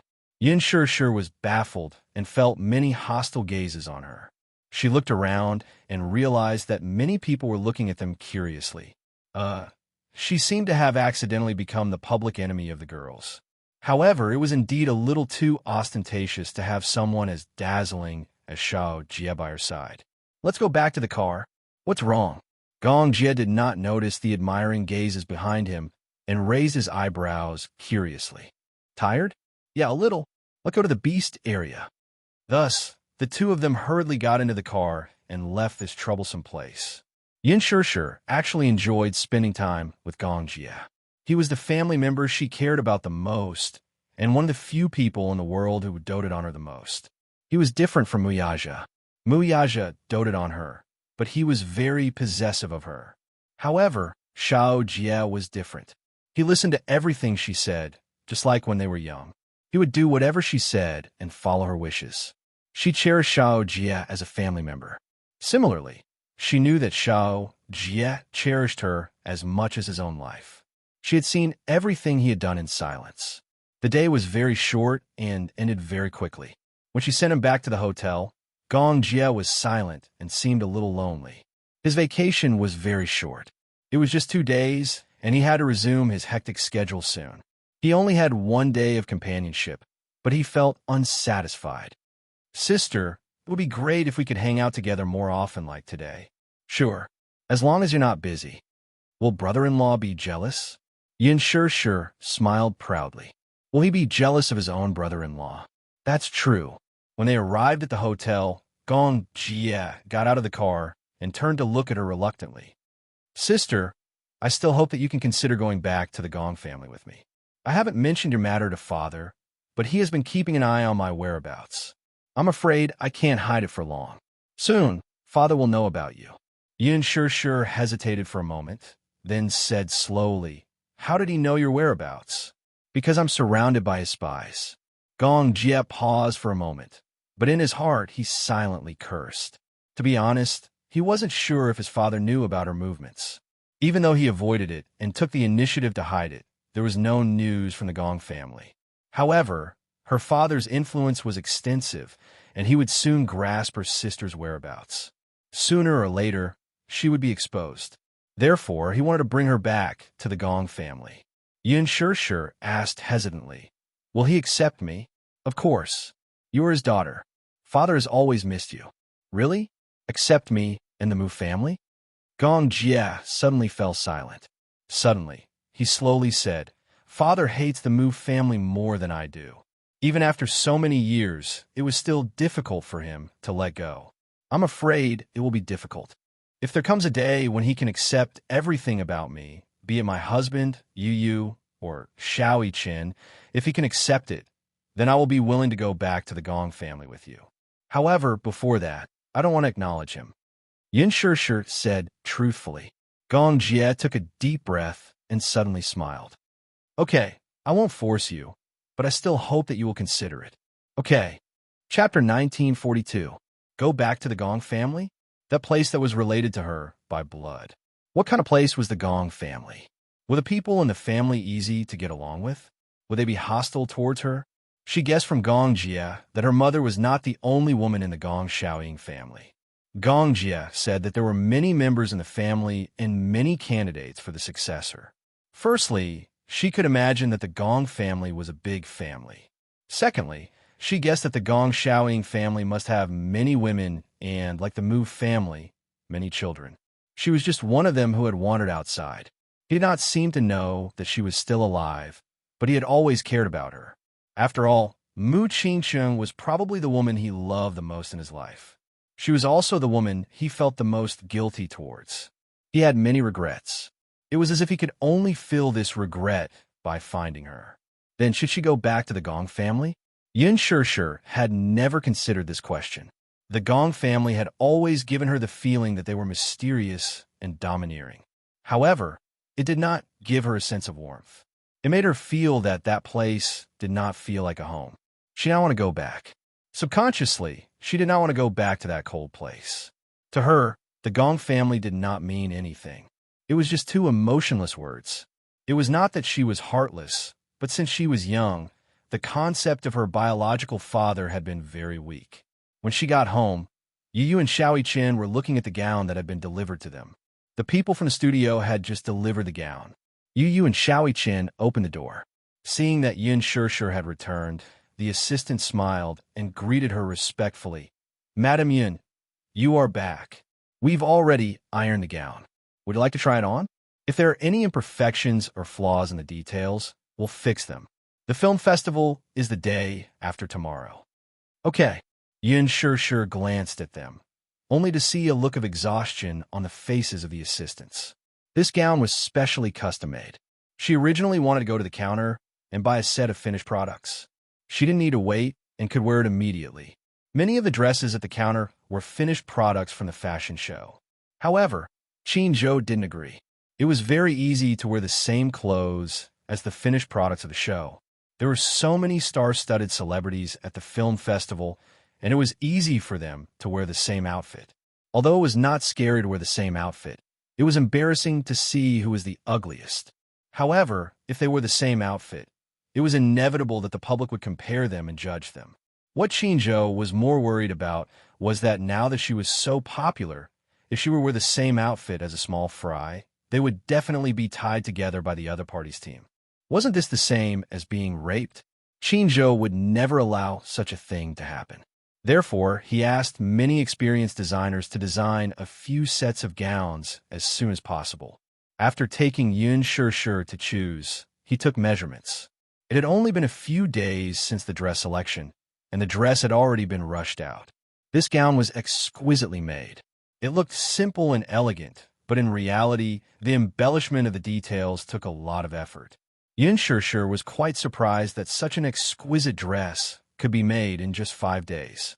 It was also obvious that the people in the studio attached great importance to this matter. It was obvious that they had worked overnight to complete it. Originally, they had called Qin Zhou and asked him to go to the studio with Yin Shishir to try on the gown. Chapter 1943. A few assistants helped her change into the gown.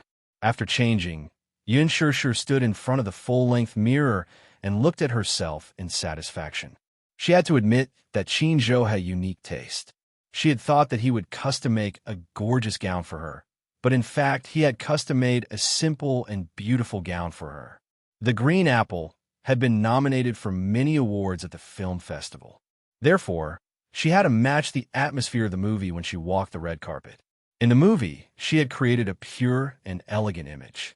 Therefore, when she walked the red carpet, if she were to put on too much makeup, it would make the movie fans feel unfamiliar with her. She had to match the theme of the movie and promote it further.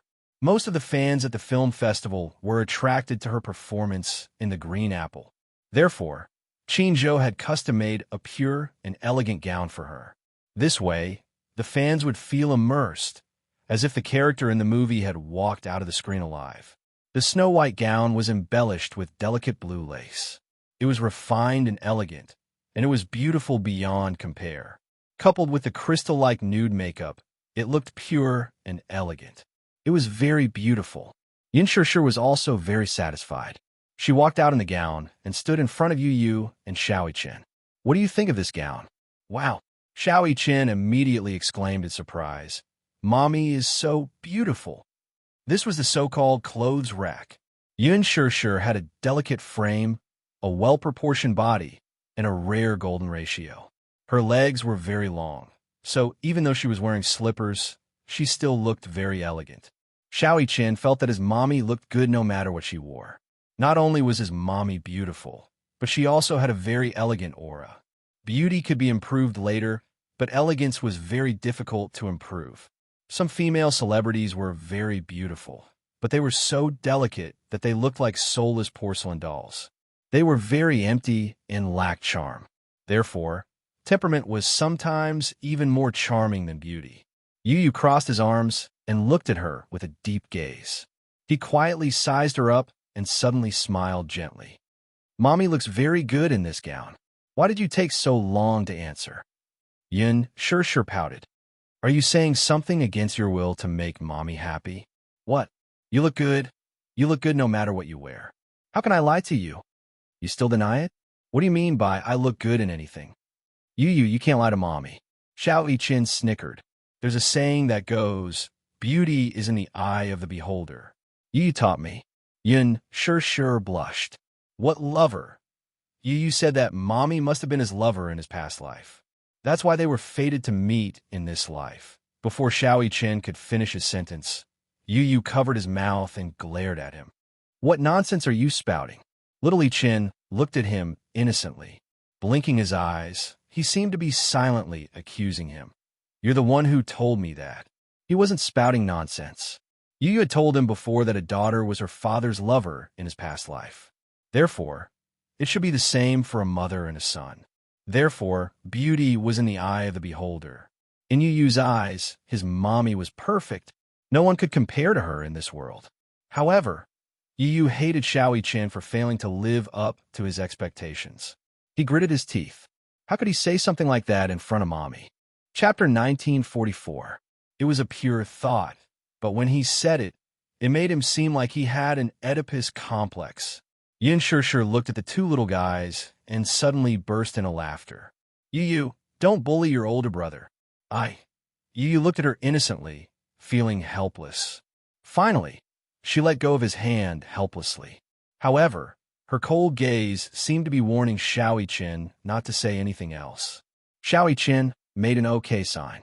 Yun Sure changed out of the gown, and the assistants came forward to ask about it. Yun Sure was very satisfied with the gown and said, It's already perfect. Thank you for your hard work. You must have put in a lot of effort to rush this gown, right? The assistants looked at each other and heaved a sigh of relief. Madam Yun, it's good that you're satisfied. However, it's only right that we put in a lot of effort.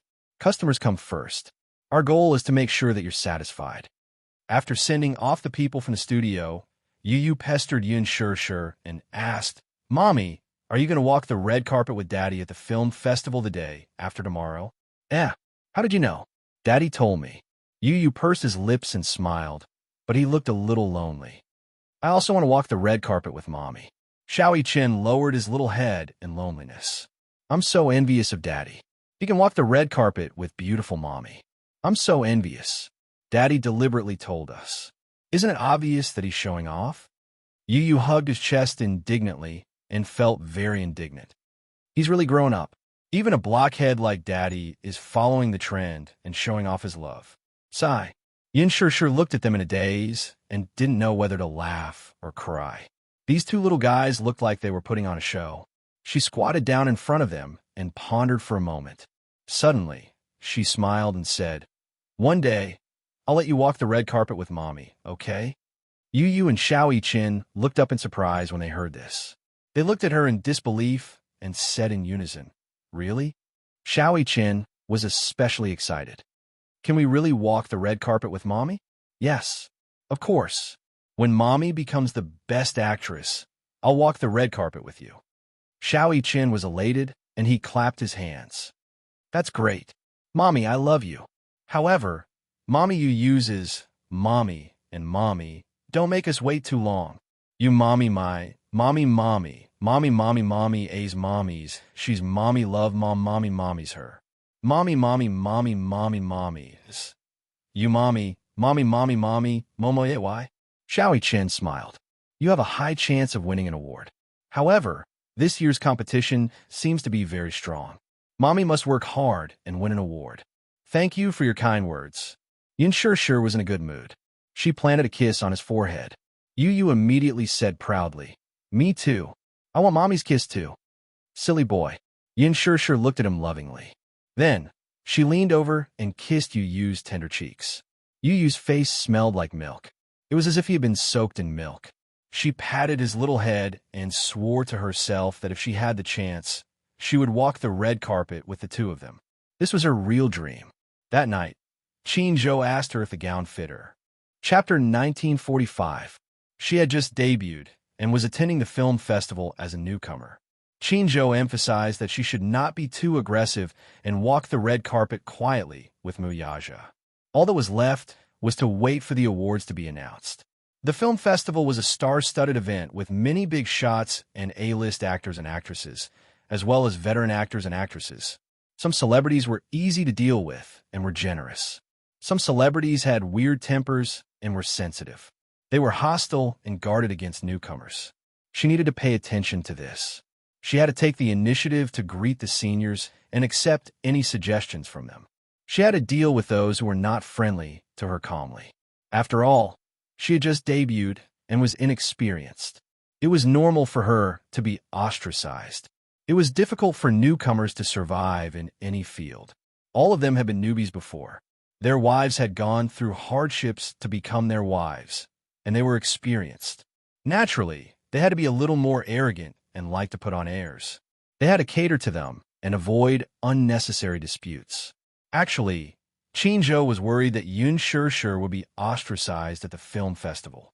After all, she was a newcomer but had a strong momentum. She had a box office of billions. Moreover, The Green Apple had broken the box office record. Therefore, many people were hostile to her and speculated about her. However, he heard that Yun Shishir and Chairman Mu were walking the red carpet together and that their seats were arranged to be next to each other. With Chairman Mu around, she should not be in too much trouble.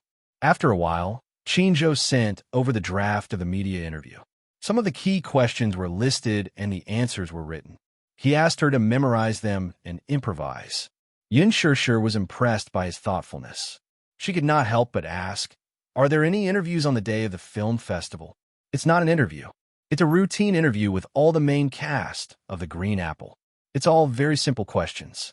You just have to memorize them. I've already contacted the media. There won't be any tricky questions. As long as they're not tricky questions. Don't worry. We've already communicated with the media beforehand. The questions on the press release in your hand will be the questions that the media will ask on that day. Memorize them and answer accordingly." Qin paid special attention to this matter. You must memorize them properly. Okay. After ending the call with Qin, she browsed Weibo for a while. As expected, her personal Weibo was once again flooded with a series of shares and reposts, as well as hundreds of thousands of likes. So, this was what it meant to be famous. She felt that after becoming famous, there wasn't much of a change for her. As a public figure, he had indeed sacrificed a lot in his private life. Other than that, there wasn't much difference. Perhaps it was because her mentality was better, she adjusted very quickly. As usual, she clicked into Gu Xing's Weibo. The most recent post was the half-length photo of him in the bathroom. That was the condition he promised his fans after the box office hit 2 billion. After this Weibo post, there were no other updates. He had really disappeared without a trace. Other than the fact that there was no exposure or announcement, Mu Yaja's ban on him was even more comprehensive. All the advertisements that he endorsed had been removed from the TV station. However, due to the contract, some of the print advertisements of the big brands would still appear in the department stores. Chapter 1946, including this film festival. Gu Xingze was supposed to be an important guest, but it was confirmed that he would not be attending this time. The absence of the male lead in The Green Apple would definitely cause a lot of discussion and speculation. Yun Shishir turned off her phone and leaned against the chair. Sometimes, the entertainment industry was really a cruel place. She had just debuted not long ago, but she already had a deep understanding of it. Forget it. Don't think so much. When Mu Yaja returned, Yun Shishir had already gone to bed early. Her phone had slipped to the side, but it was still lit up. He picked it up and glanced at it. She was still memorizing her script before going to bed. The man smiled helplessly. He tucked her in and caressed her cheek gently. Yun Shishir was a light sleeper. His touch woke her up quickly. She opened her sleepy eyes and was surprised to see him. "You're back." She rubbed her eyes and complained. "What time is it? Why are you back so late?" "I had something to do with the company, so I delayed it. Have you had dinner?" Yun Shishir asked with concern. His stomach was not very good, so she always paid attention to whether he ate 3 meals on time. "Yes." Mu Yaja smiled. He sat on the side of the bed and smoothed her messy hair. "You can't even take care of yourself, but you still have the time to worry about me? How could I? I'm clearly taking good care of myself." Yun Shishir got up slowly and hugged his waist. She hugged him quietly. She looked down and greedily pressed her face against his straight back. She suddenly felt a great sense of security. She liked to hug him quietly like this. This sense of security was as if she would not be afraid, even if the sky fell down with him around. "It's so good to have you." Every night when they hugged each other to sleep, she slept exceptionally well. She did not have any dreams and could always sleep until dawn. This feeling was very reassuring. Muyaja let her hug him quietly. After a busy day, he really enjoyed this peaceful time with her. "All right, go to sleep. I'm going to wash up." Yin Shir remained silent. She continued to hug him and refused to let go. Muyaja did not know what to do with her and remained motionless. "You're not sleepy?" "I'm sleepy." Yin Shir was lazy and unwilling to move. She placed all her weight on him. Her dependence on him was evident at this moment. "If you're tired, then go to bed early." Yin Shir replied with an obviously reluctant to let go. "I want to hug you more." Muyaja could not help but laugh. He gently scratched the bridge of her nose. Little fool. He liked that she was so dependent on him. Moreover, he enjoyed this warm feeling. How great would it be if time could stop at this moment? "Idiot, get some rest. It's cold at night. If you catch a cold, you won't be able to walk the red carpet the day after tomorrow." Muyaja coaxed her to lie down. Yin Shir nodded gently and lay on the bed like an obedient cat. He covered her with a blanket and kissed her forehead before going to wash up. When he returned to the room after a hot shower, the little fellow on the bed had already fallen asleep. The bedside lamp was still gently lit, reflecting on her beautiful face. Time was peaceful. Muyaja got into bed and hugged her in his arms. He also went to bed early. Song Family. Chapter 1947. She had not left her room for 3 days and 3 nights. Similarly, she was not done yet. Song Yunchi felt depressed. She did not know what was wrong with this little ancestor. She locked herself in her room in a fit of anger and refused to come out. She was throwing a tantrum again. He had just returned from the army when he mentioned this matter to his mother. He did not even need to think about it to know who had wronged her outside again. Song Yunchi asked, "Has she not stepped out of this door in the past 3 days?" "No, but she did open the door."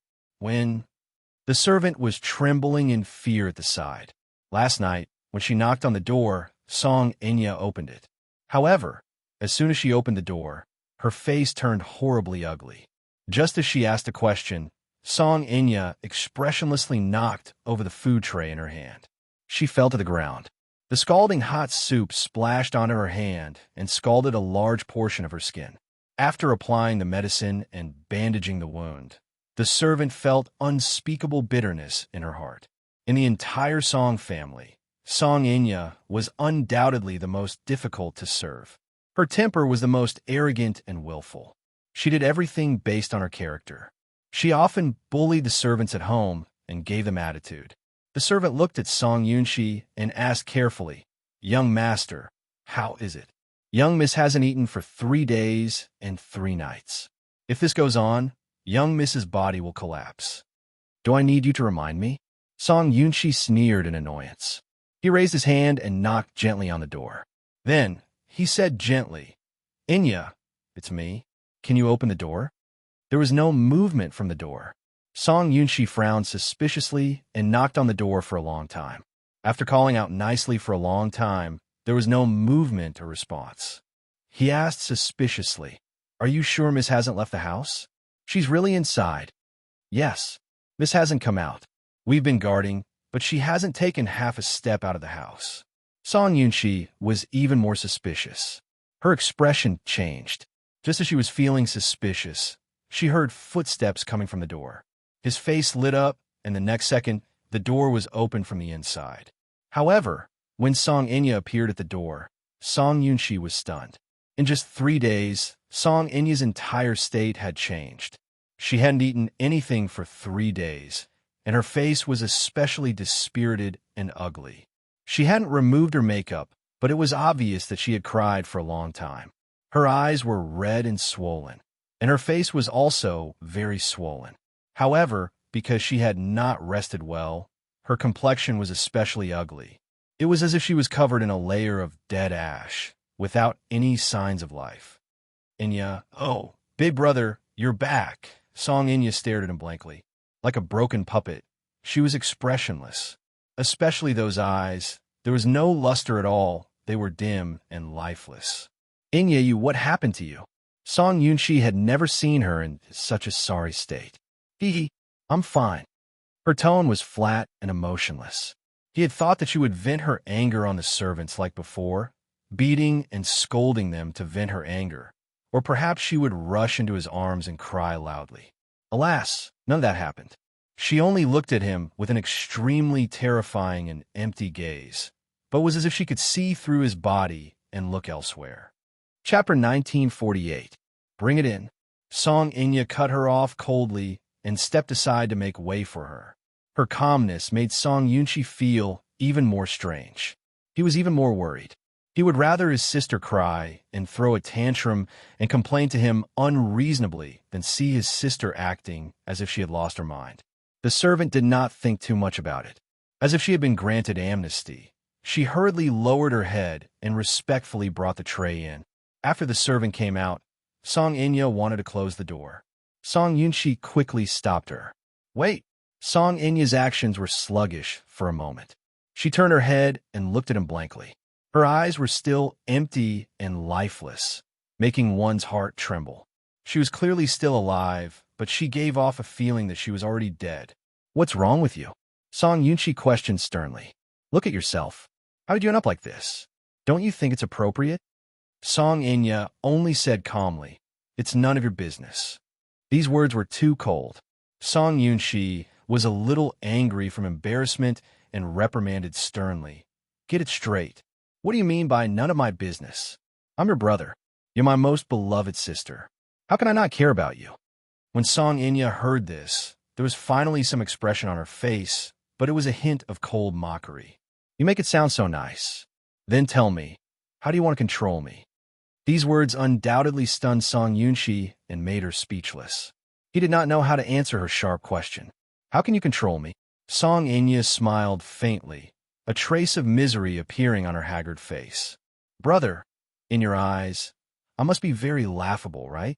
In everyone's eyes, I ignored ethics and fell in love with a man who shouldn't and can't love. Isn't that laughable? Song Inya showed great impatience. You don't have to answer because I know what you're thinking. So, you don't have to care about me. Just take care of yourself, okay? But Song Yunshi still wanted to try. You don't have to care about me. You can't control me anyway. I'll make my own decisions for my own matters. It's not up to you to decide. As he spoke, he was about to close the door. Song Yunshi said angrily, How dare you? Song Inya's back paused. Song Yunshi gritted her teeth in anger. Inya, you've gone too far. Everyone was worried about you. But why did you end up like this for a man? Without him, would you have died? Yes. A light word fell into his ears, but it was exceptionally firm. She turned around and smiled sadly, but she was especially resolute. I will die. Song Yunshi was suddenly speechless. Song Inya smiled faintly and enunciated each word clearly. I love him more than my life. As soon as she finished speaking, she slammed the door shut and shut him outside. Song Yunshi said angrily, Fine. Don't worry about me, fine? Then I won't care about you anymore. He turned around and went downstairs. Jiang Qiming walked over and asked worriedly, How is it? Inya, why do you care about her? She's courting death and said that she doesn't want me to care. What can I say? Jiang Qiming was extremely worried. With a worried look, she sighed helplessly. This child is too willful. Why is her temper so bad? Chapter 1949. Are you blaming me? Jiang Qiming asked angrily. Why are you saying that, too? Are you and Inya trying to make me angry? I wouldn't dare. Song Yunshi snorted, took a sip of tea, and sank into the sofa as if she had lost all her strength. The army is already mentally and physically exhausting, and I still have to coax my two precious sisters when I come back. Mom, don't spoil her too much. Inya has grown up and has her own opinions. Her own opinions? Jiang Qiming was speechless. What good opinions can this child have? She's always fooling around. That child, Yaja, doesn't like her at all, yet she's still clinging to him. Isn't this a joke? Song Yunshi said, Uncle Moo is her uncle, and they are related by blood. No matter how much she likes him, there should be a limit. I think she's crazy and doesn't care about this basic concept of ethics at all. It's ridiculous that she wants to be with Uncle Moo. Actually, if two people are in love with each other, it's not impossible for them to be together. In many families, it's not a secret that cousins are connected by marriage, so it might not be a joke. Jiang Qiming paused for a moment before expressing her opinion. Actually, I'm quite fond of that child, too. Yaja has extraordinary capabilities and is outstanding. No one in the Mu family can match up to his boldness and responsibility. That's why I don't object. The problem is that Yaja only treats Enya as a sister. Feelings can't be forced. Moreover, he's especially stubborn. Mom, have you lost your mind too? If Dad hears this, he'll definitely scold you. Song Yunshi interrupted her. Your sister is insensible and fooling around, and you're blindly joining in? The world is going to be in chaos.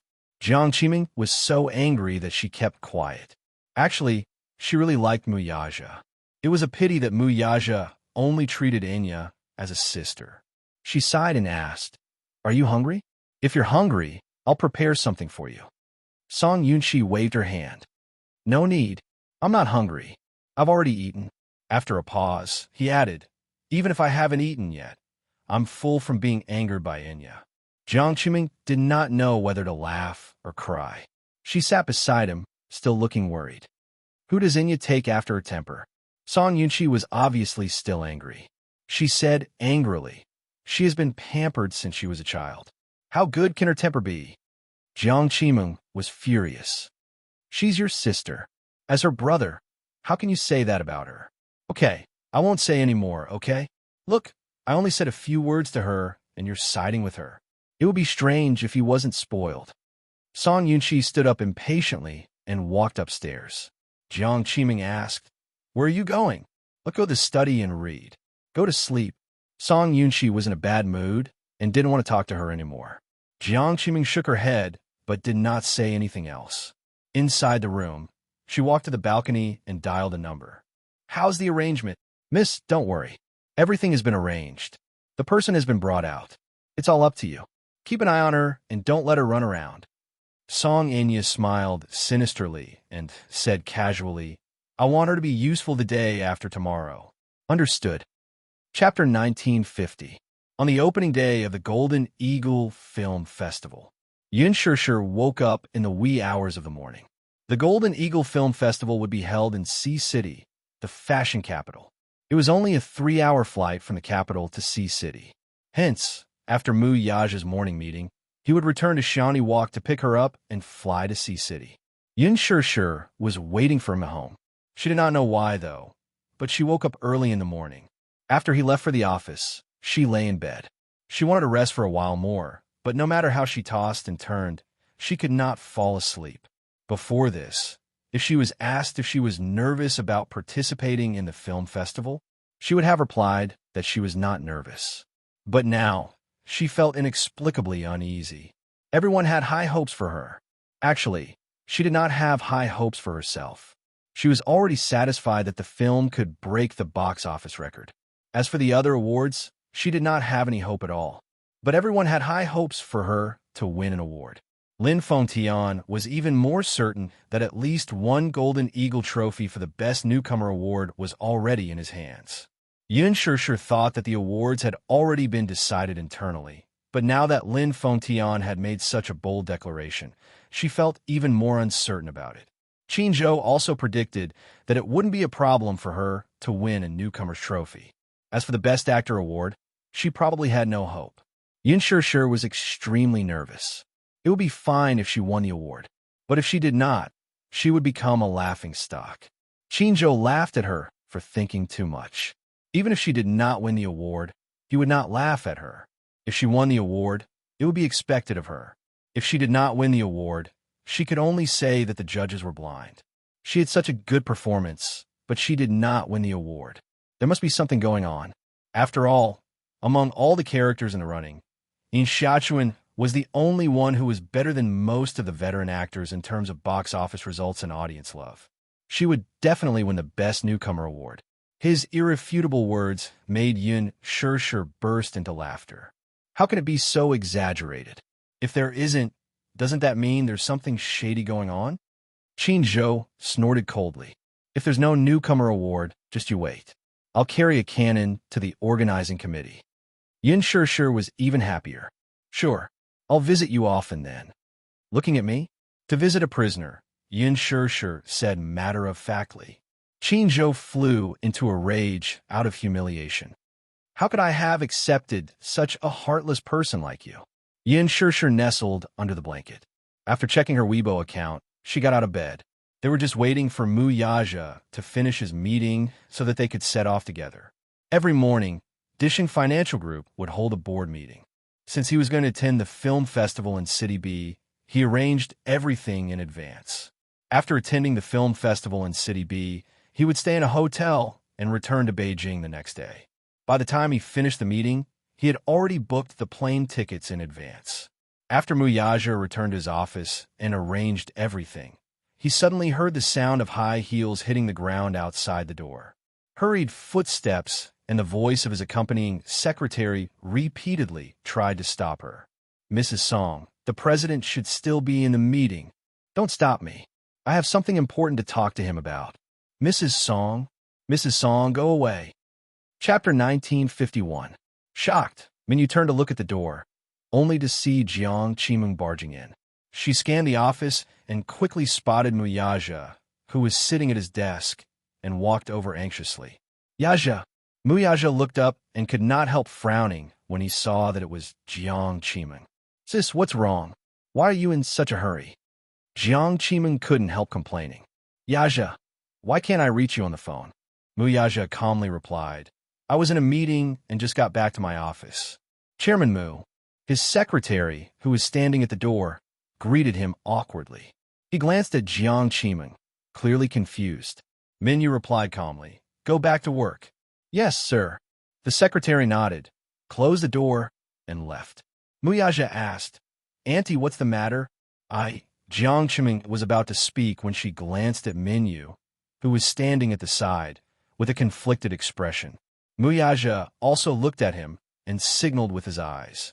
Minyu was someone who knew how to read people's expressions, so he immediately understood and respectfully retreated. After the door closed, Mu Yaja said, Speak.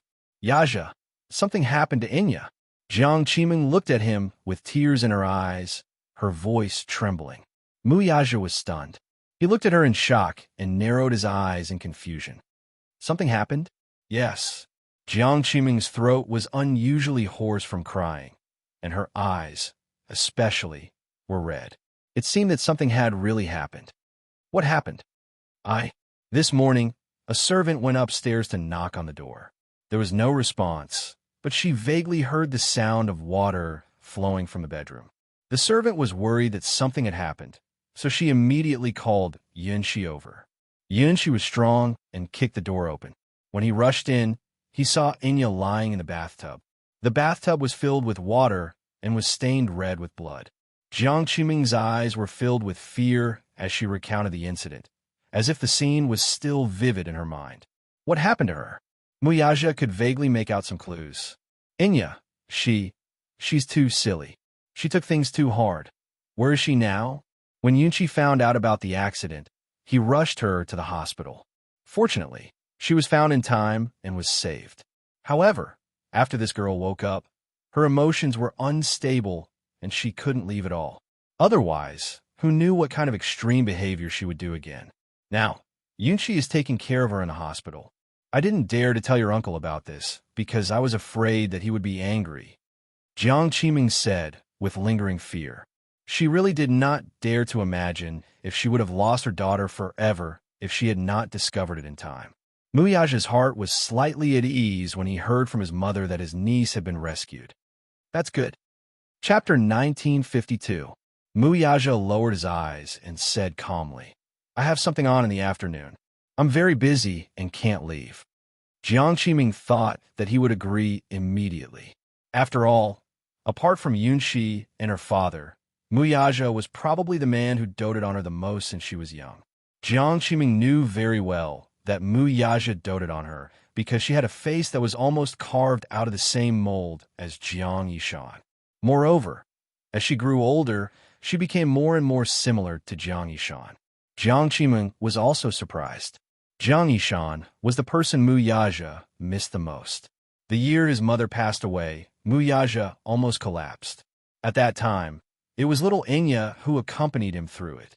Mu Yaja placed all his grief for his mother on Song Enya. Therefore, he doted on her very much.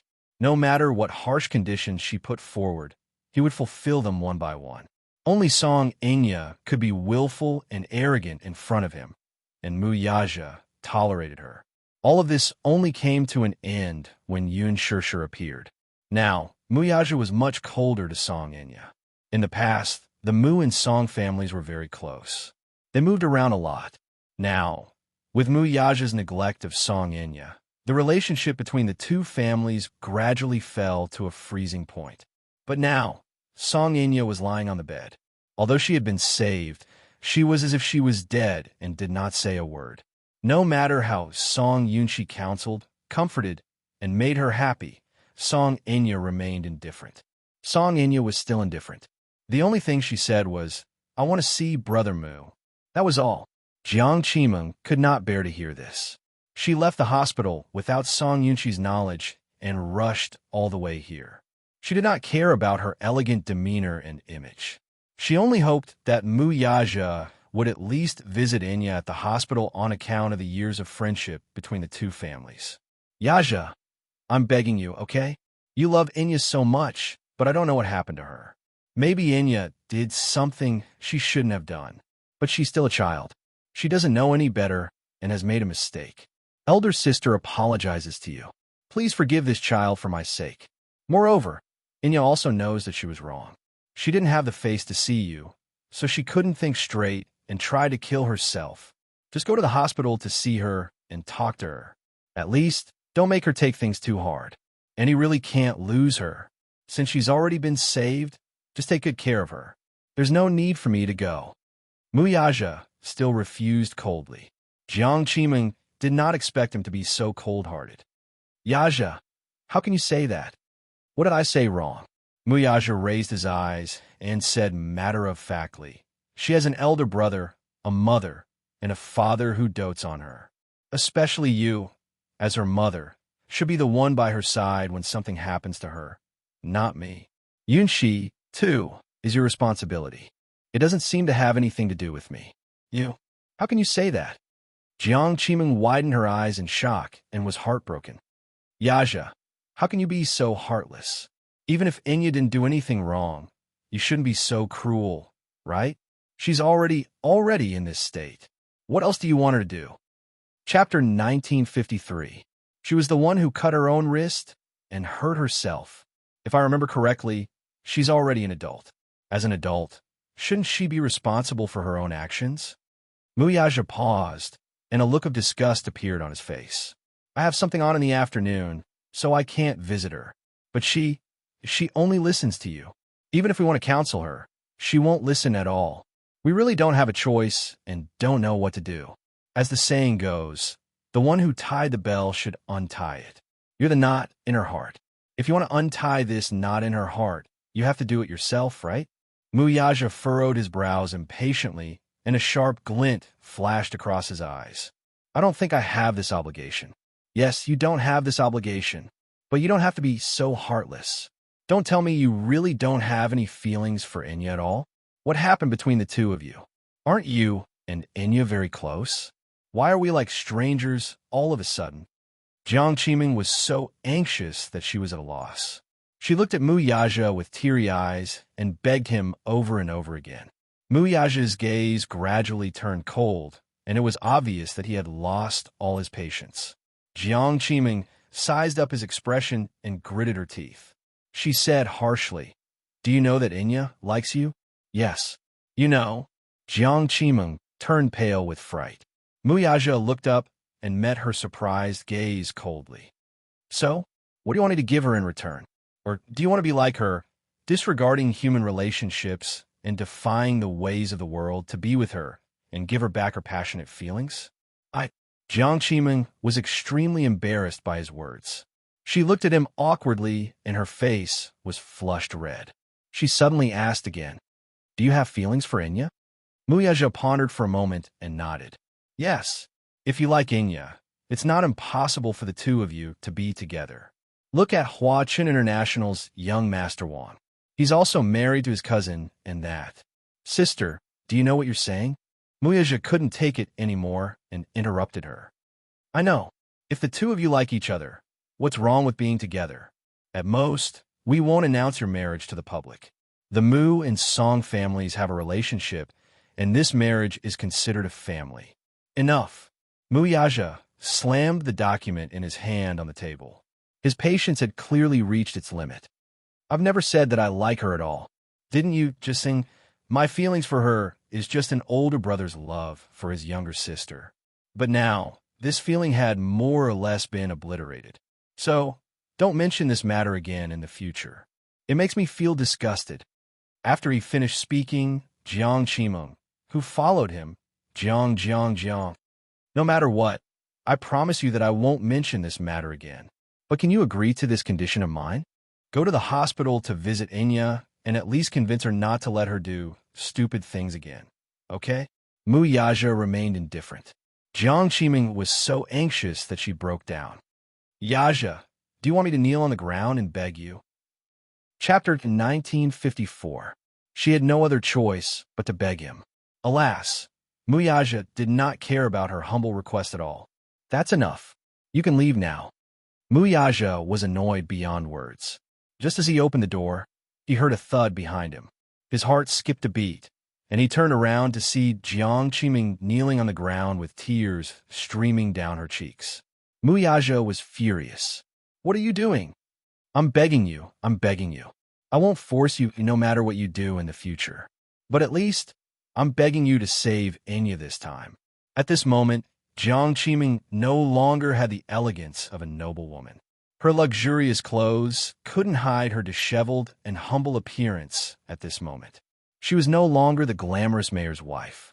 At this moment, she was just a pitiful and sad mother. She had spoiled her daughter to such an arrogant and willful character. However, she had spoiled her daughter so much, but in the end, she still had to ask others to save her daughter's will to live.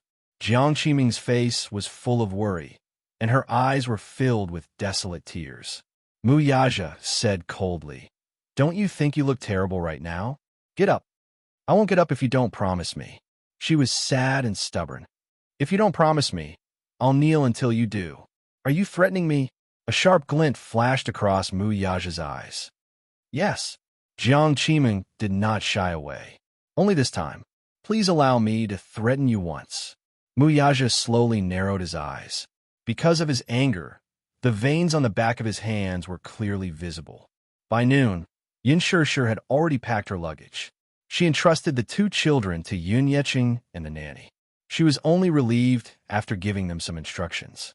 Yu nagged as she helped her tidy up her clothes. "Mommy, you're so naggy. Xiaoi Chen and I can take care of ourselves. You don't have to worry. Just worry about whether you can win the award." Xiaoi Chen raised his eyebrows and teased, "Exactly. Mommy is not as good at taking care of people as you, so it doesn't make a difference whether Mommy is at home or not." Yin Shishir seemed to hear the sound of her heart breaking. Was Xiaoi Chen mocking her? Why? Yu smiled and said, "I'm happy that Mommy is away on a business trip. When Mommy isn't around, I just have to take good care of Xiaoi Chen. If Mommy were here, I would have more to worry about." At this moment, Yin Shishir's heart seemed to shatter into countless pieces. She clutched her chest, feeling as if her heart had been pierced by 10,000 arrows. "Why, baby, do you have to hurt Mommy like this?" Yu couldn't be bothered with her sadness. Out of the corner of her eye, she saw Xiaoi Chen folding the gown and immediately stopped her. "Wait, if you do this, the gown will wrinkle." Xiaoi Chen looked up blankly and stopped what he was doing. It turned out that he wanted to fold the gown into a square like any other piece of clothing. However, this way, the gown would wrinkle. "What should I do then?" "Let me do it." "Oh, then this gown needs to be ironed. Let me do it." Yu was as busy as a nanny, running around in circles. Yin Shishir wanted to help, but Yu immediately chased her away. Both of you, go sit on the sofa. Don't be a hindrance. Chapter 1955. Half a minute later, Yin Shishir obediently sat on the sofa with Xiaoyi Chen in her arms. Yu busied himself with packing. In less than 10 minutes, all the luggage was packed. Phew. Yu wiped the sweat off his forehead with a handkerchief. It's done. He looked up and saw Yin Shishir's starry eyes and Xiaoyi Chen's admiring expression. His lips twitched as he looked at them speechlessly. What are you doing? Yu, you're so virtuous. Whoever marries you in the future will be blessed. Yin Shishir was touched that she had raised such a perfect son. Xiaoyi Chen looked at him with admiration. Yu, if I were a young girl, I'd definitely chase after you to be my wife. Get lost. Yu looked at him with disdain. Whoever marries you will be unlucky. Why? Xiaoyi Chen cried out in grievance.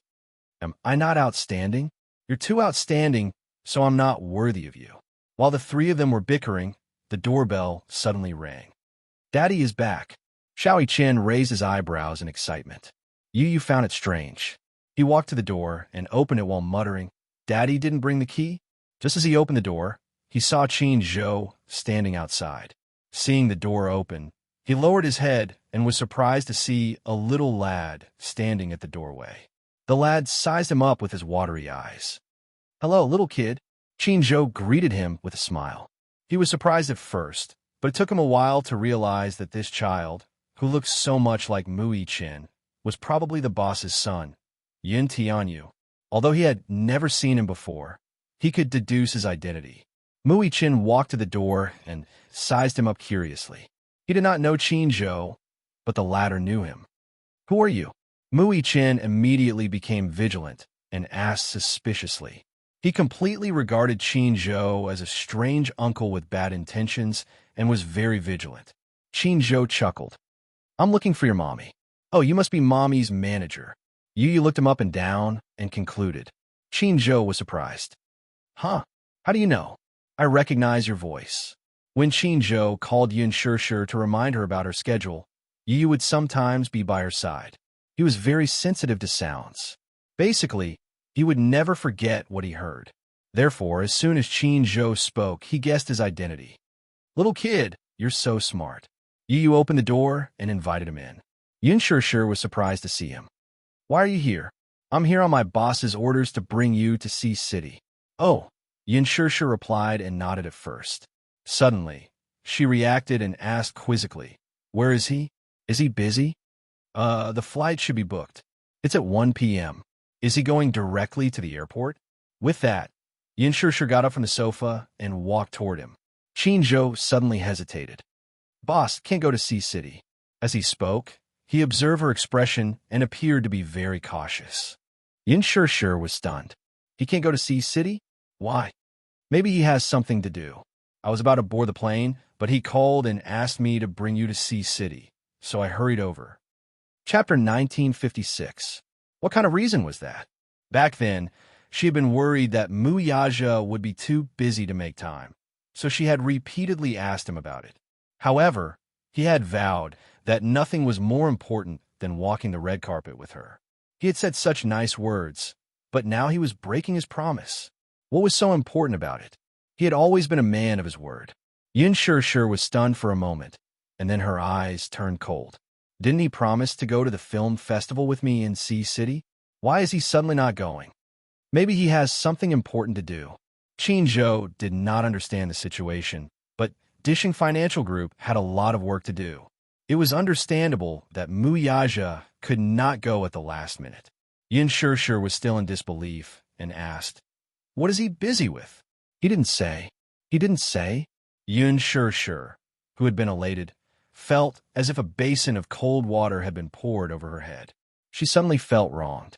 They had promised each other something, but he had decided not to go just like that. Did he even consider her feelings? Didn't he say that he would walk the red carpet with her? If he was not going, whose arm should she hold to attend the film festival? Qin Zhou seemed to have seen through her concerns and said mildly, I'll walk the red carpet with you at the film festival.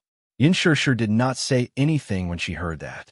She returned to the sofa in a huff and lowered her head, letting her hair fall to cover her disappointed expression. Yu and Xiao Qin looked at each other and frowned at the same time. They did not know what had happened. Seeing this, Qin Zhou was a little embarrassed. He said half-jokingly, "Why? You don't want me to walk the red carpet with you?" Yin Shirshir lowered her head even more. She did not say anything, but it was obvious that Mu Yaja breaking his promise made her very disappointed. Qin Zhou walked over, sat down beside her, and patted her shoulder gently. "Although I don't know what's holding you up, Dishing Financial Group has a lot of work to do. It's reasonable that you can't leave." "Liar." Yin Shirshir suddenly spat out 2 words expressionlessly. Her tone was desolate, and her voice was hoarse from holding back her tears. "Liar." "Qin Zhou, you made a promise, but you went back on your words." "Liar." "Sure. If he's not going, I'm not going either." Yin Shirshir said a little angrily, "Go ahead." Sure, don't be willful. It doesn't matter if the boss doesn't go, but if you don't go and don't go on stage during the award ceremony, people will inevitably say that you're acting like a big shot. Doesn't matter. She didn't care about any awards, nor did she care about the Best Newcomer Award or the Best Actress Award. She was looking forward to being able to witness it with him. But without him, everything seemed to have lost its meaning. Yin Shirshir shrunk her shoulders even more. She wanted to cry, but because Yu and Xiao Qin were present, she tried her best to hold back her tears. Qin Zhou did not know how to comfort her. He had thought that if the boss did not go, he could at most explain and she would just laugh it off. He did not expect her to care so much about this matter. Sure, don't be sad. You missed the film festival this time, but there's always next time. You just debuted, and this is your first film festival. There will be many more in the future as long as you want. Chapter 1957. Yu Yu's heart ached as he walked over. He slowly squatted down in front of Yin Shirshir and gently placed his little hand on the back of her hand. "Mommy, don't be sad. Daddy must have had something important to attend to, so he had no choice but to stand you up. Mommy has always been generous. You won't be angry because of this, right?" Yin Shirshir pursed her lips. It would have been better if Yu hadn't consoled her. Now that he had, she was affected and a few drops of tears rolled down her cheeks. There was a loud smack. The tears fell onto the back of Yu's hand. Yu's gaze fell on the tears that had landed on the back of his hand. His gaze instantly sharpened. God knew that at this moment, he wished he could tear Daddy apart with his bare hands. He had promised Mommy that he would walk the red carpet with her, but he had stood her up. What the hell was going on? He had dropped the ball. He was angry, but even if he was angry, he couldn't complain about Daddy in front of Mommy at this time. As a son, he had to reconcile the relationship between Daddy and Mommy. Hence, he smiled and teased Yin Shirshir. "Mommy, don't be sad. If you're so sad, you'll be heartbroken." When Qin Zhou heard this, he was surprised. How can an ordinary 7-year-old child say such words with such high EQ? An ordinary child would definitely be hugging his mother helplessly and at a loss at this moment. However, this child was full of spirit. He even knew how to comfort an adult. He wasn't simple. It was obvious that he was a very intelligent child. Xiao Qin also ran over and hugged her tenderly. "Mommy, don't be sad. If you don't mind, Xiao Qin can walk the red carpet with you, okay?" Yu pushed him away in disdain. "Go away. Even if I have to walk the red carpet with Mommy, it won't be your turn." "It won't be your turn either. You're so short. Mommy has to bend down to hold your hand. That won't be elegant." Yin Shirshir was amused by the 2 children's banter. Her tears turned into laughter, and she couldn't help but say, "All right. You two, stop fooling around." Yu and Xiao Qin looked at her. Seeing that she was finally smiling, they felt relieved. Qin Zhou also said, "The 2 of them are really sensible. Sure, don't be angry. Perhaps the boss really has something urgent to deal with. Don't complain too much. Just come back and ask him clearly. At most, let him kneel on a washboard for a night. Just take it as venting your anger." "How would I dare?" Yin Shirshir said grumpily. However, Qin Zhou laughed and said, "If you don't dare, no one in the world would dare to make the boss kneel on a washboard." Yin Shirshir curled her lips into a smile. The clouds in her heart were dispelled, and she finally felt a little better. "Okay, I got it. Maybe he really has something important to do. Forget it. I won't force him." She stood up and smiled at Qin Zhou. Wait for me. I'll pack up and go to the airport with you. Okay, be good. Go ahead. Yin Shishir immediately went to her room. After she entered the room, Yu asked him quizzically, You really don't know why Daddy is late for the film festival? Qin Zhou was stunned for a moment. He shook his head blankly. You're not allowed to hide anything from me. No, little master. I really don't know what the boss is doing. He didn't tell me. To Muyaja, he was just a small fry. How could he pry into the boss's affairs? Qin Zhou broke out in a cold sweat. This child was unusually sharp. He even knew how to interrogate people. Yu nodded and dispelled his doubts. He said to him, Daddy won't be around for the next 2 days.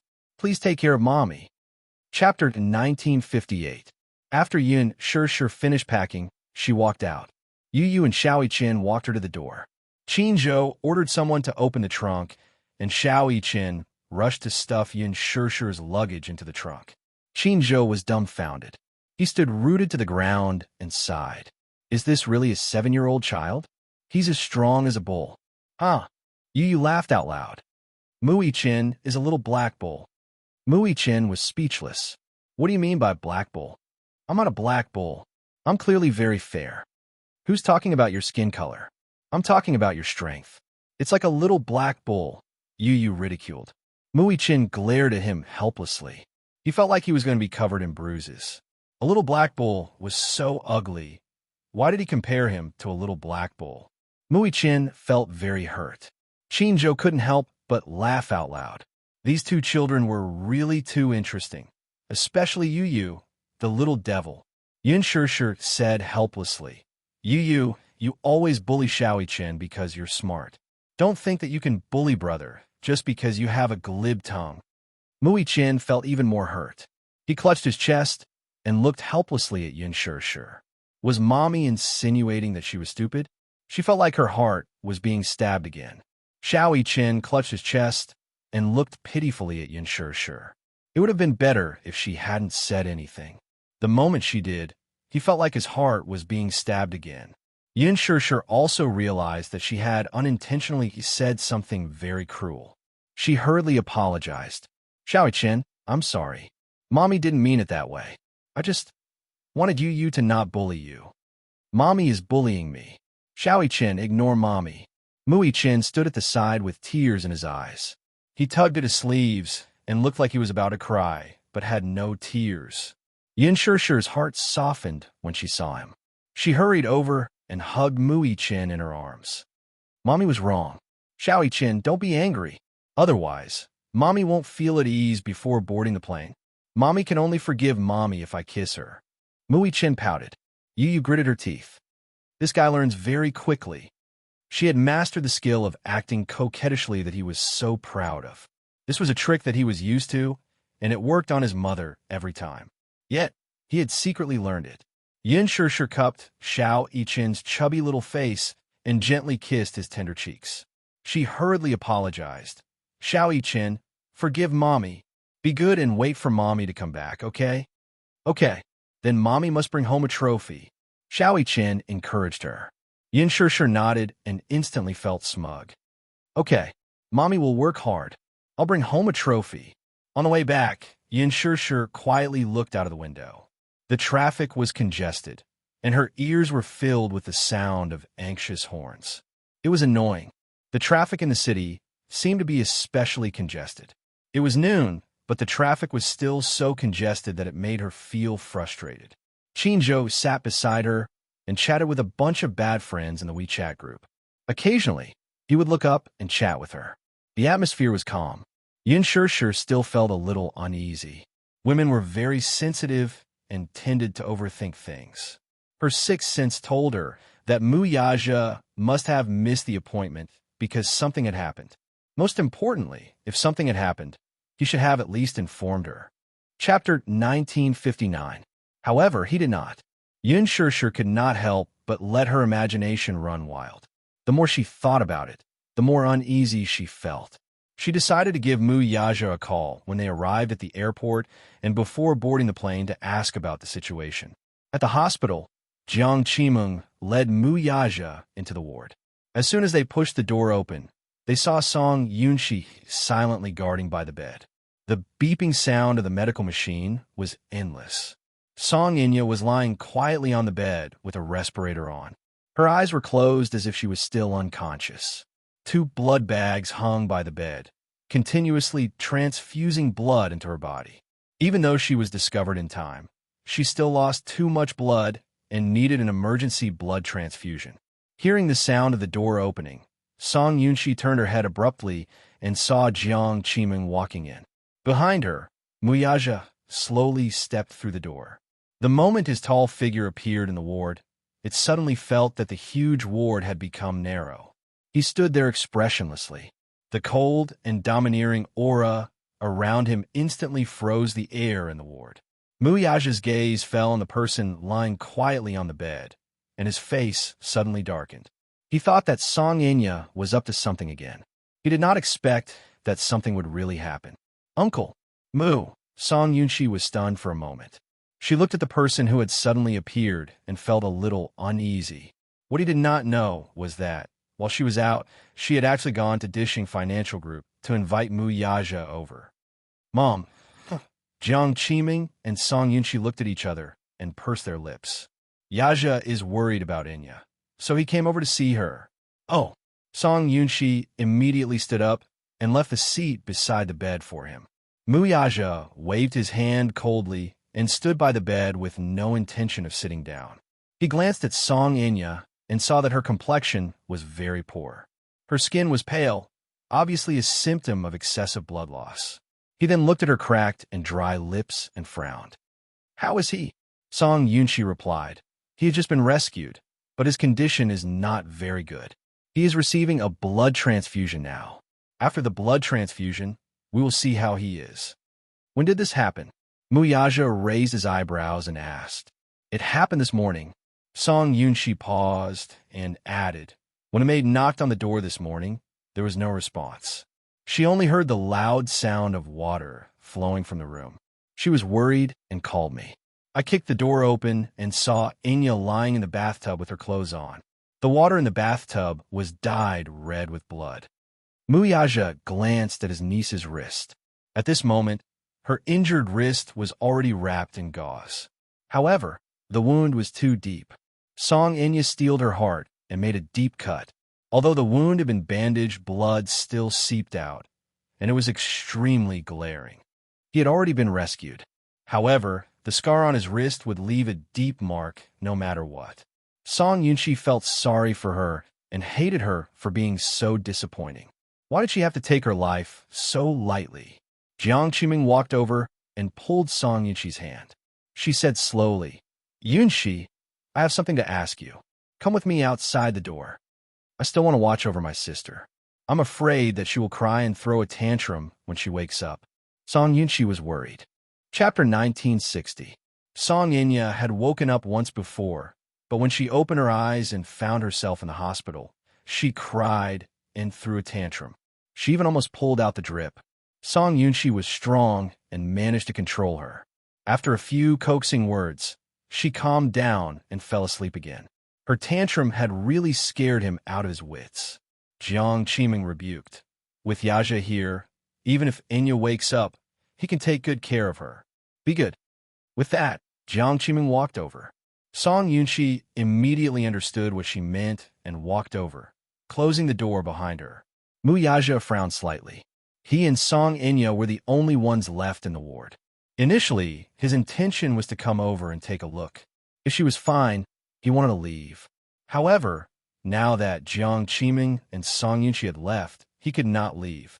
Muyaja felt annoyed and slowly sat down by the bed. His gaze fell on Song Inya's extremely pale face, and his eyes darkened slightly. He seemed to have seen Jiang Yishan lying on the hospital bed on the verge of death.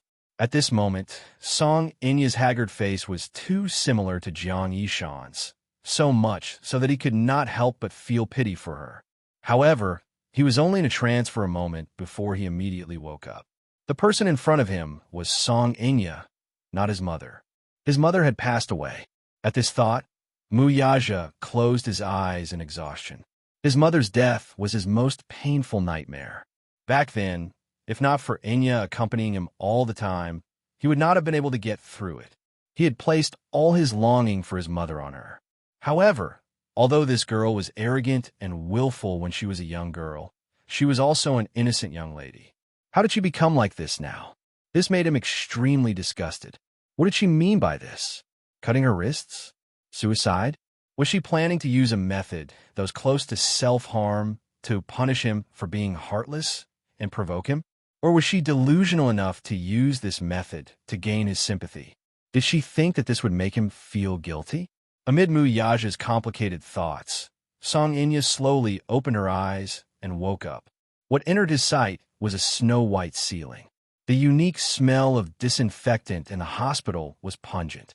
Out of the corner of her eye, she suddenly caught a glimpse of a figure. She abruptly turned her head and looked at the man sitting quietly by the bed without saying a word. A gratified smile suddenly appeared on her face. "Brother Mu, you're here?" "Yes," Muyaja said indifferently. "You're still weak. Don't talk too much."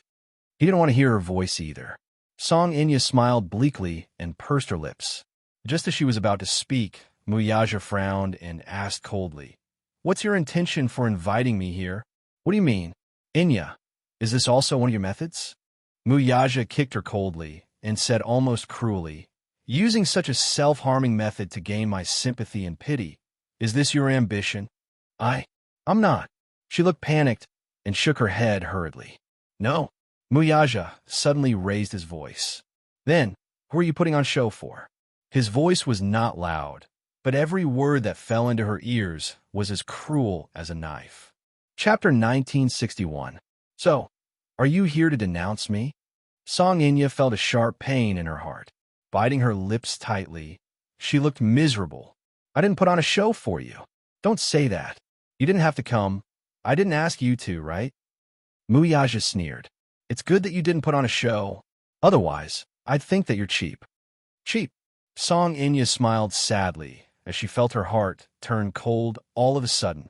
Every word he said was 10,000 times crueler than the physical pain she was going through. Even when she was on the brink of death, she had never shed a tear in despair. However, at this moment, his heartless words made her bite her lower lip. 2 streams of tears rolled down her cheeks and slid into her mouth. "Brother Mu, how can you be so cruel to me? What did I do wrong for you to hurt me with such cruel words?" Hurt her? Did he hurt her?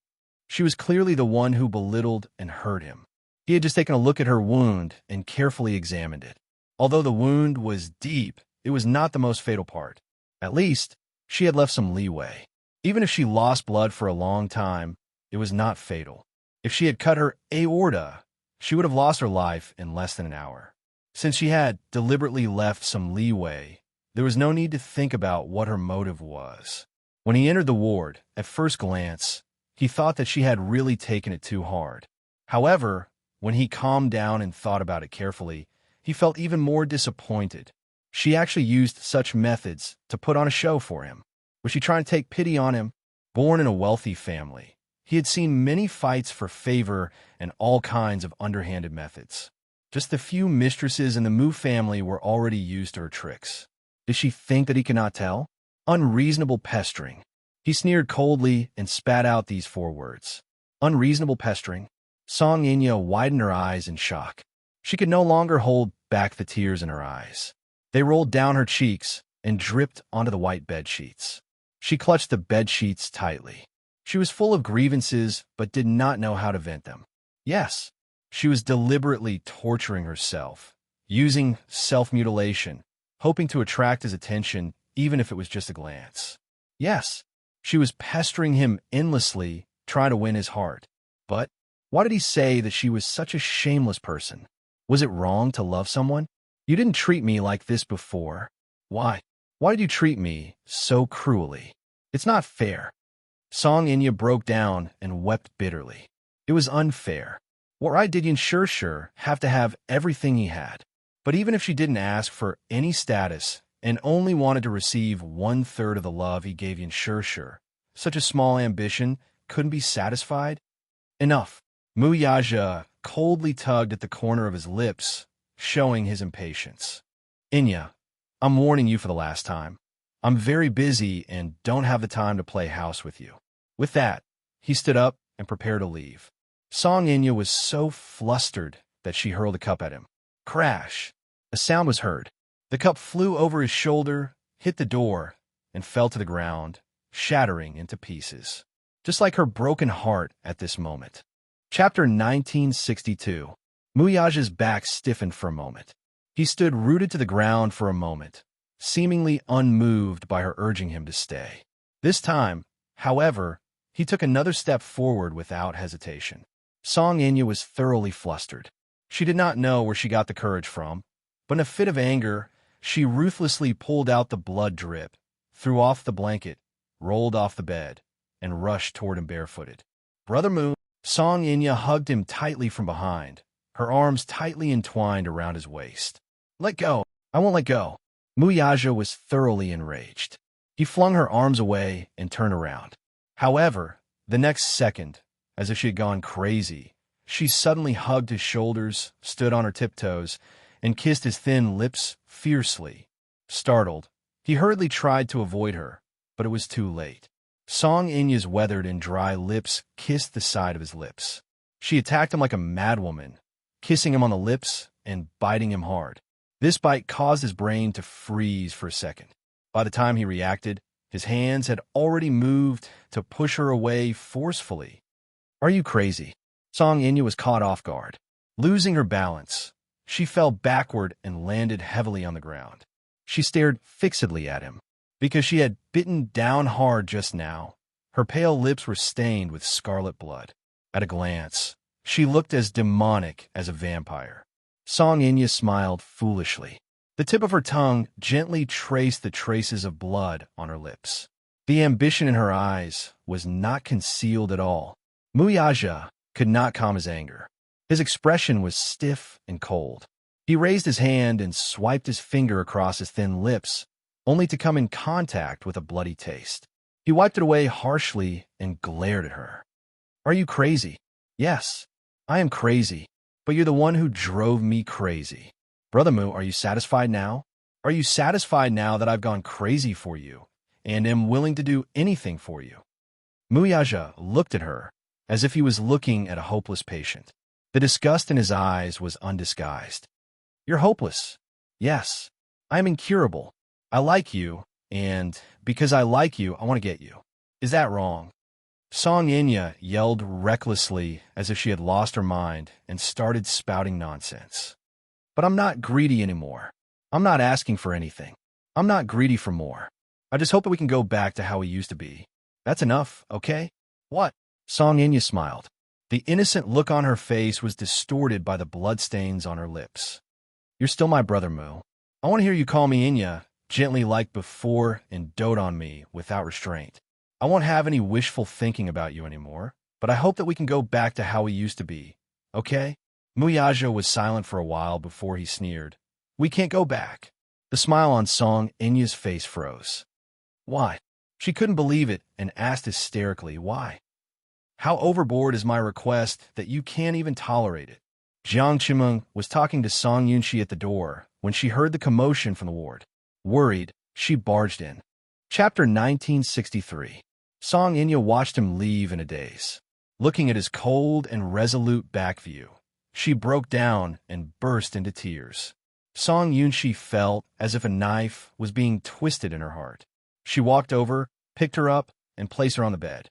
When she looked down and saw the back of her hand dripping with blood, she was shocked. What's wrong with you? Jiang Chimeng immediately said. She probably pulled out the foredrip. I'll call the nurse over and redo it. You're not allowed to go. Song Inya threw a tantrum. Don't bother about me, okay? Don't mess around. Song Yunxi scolded her with a tough attitude. However, this tough attitude undoubtedly agitated her even more.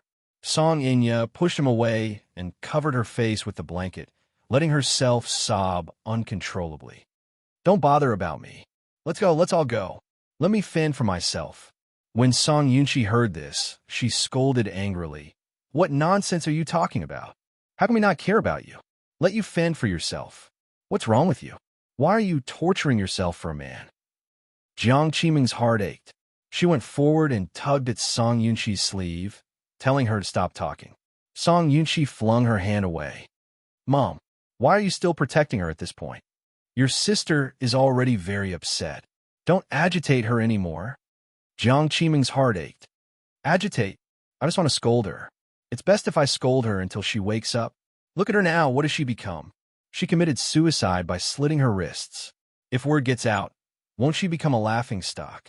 She's the mayor's daughter, yet she's willing to disregard ethics and morals for a man. I feel embarrassed for her. Song Yinya suddenly raised her head and confronted him. Song Yunshi, have you had enough? Do I need you to care about me? If you think I'm embarrassing, then don't care about me. You. Song Yunshi pointed at her angrily. However, how could Song Yinya be willing to lower her head? She raised her head high and glared at him.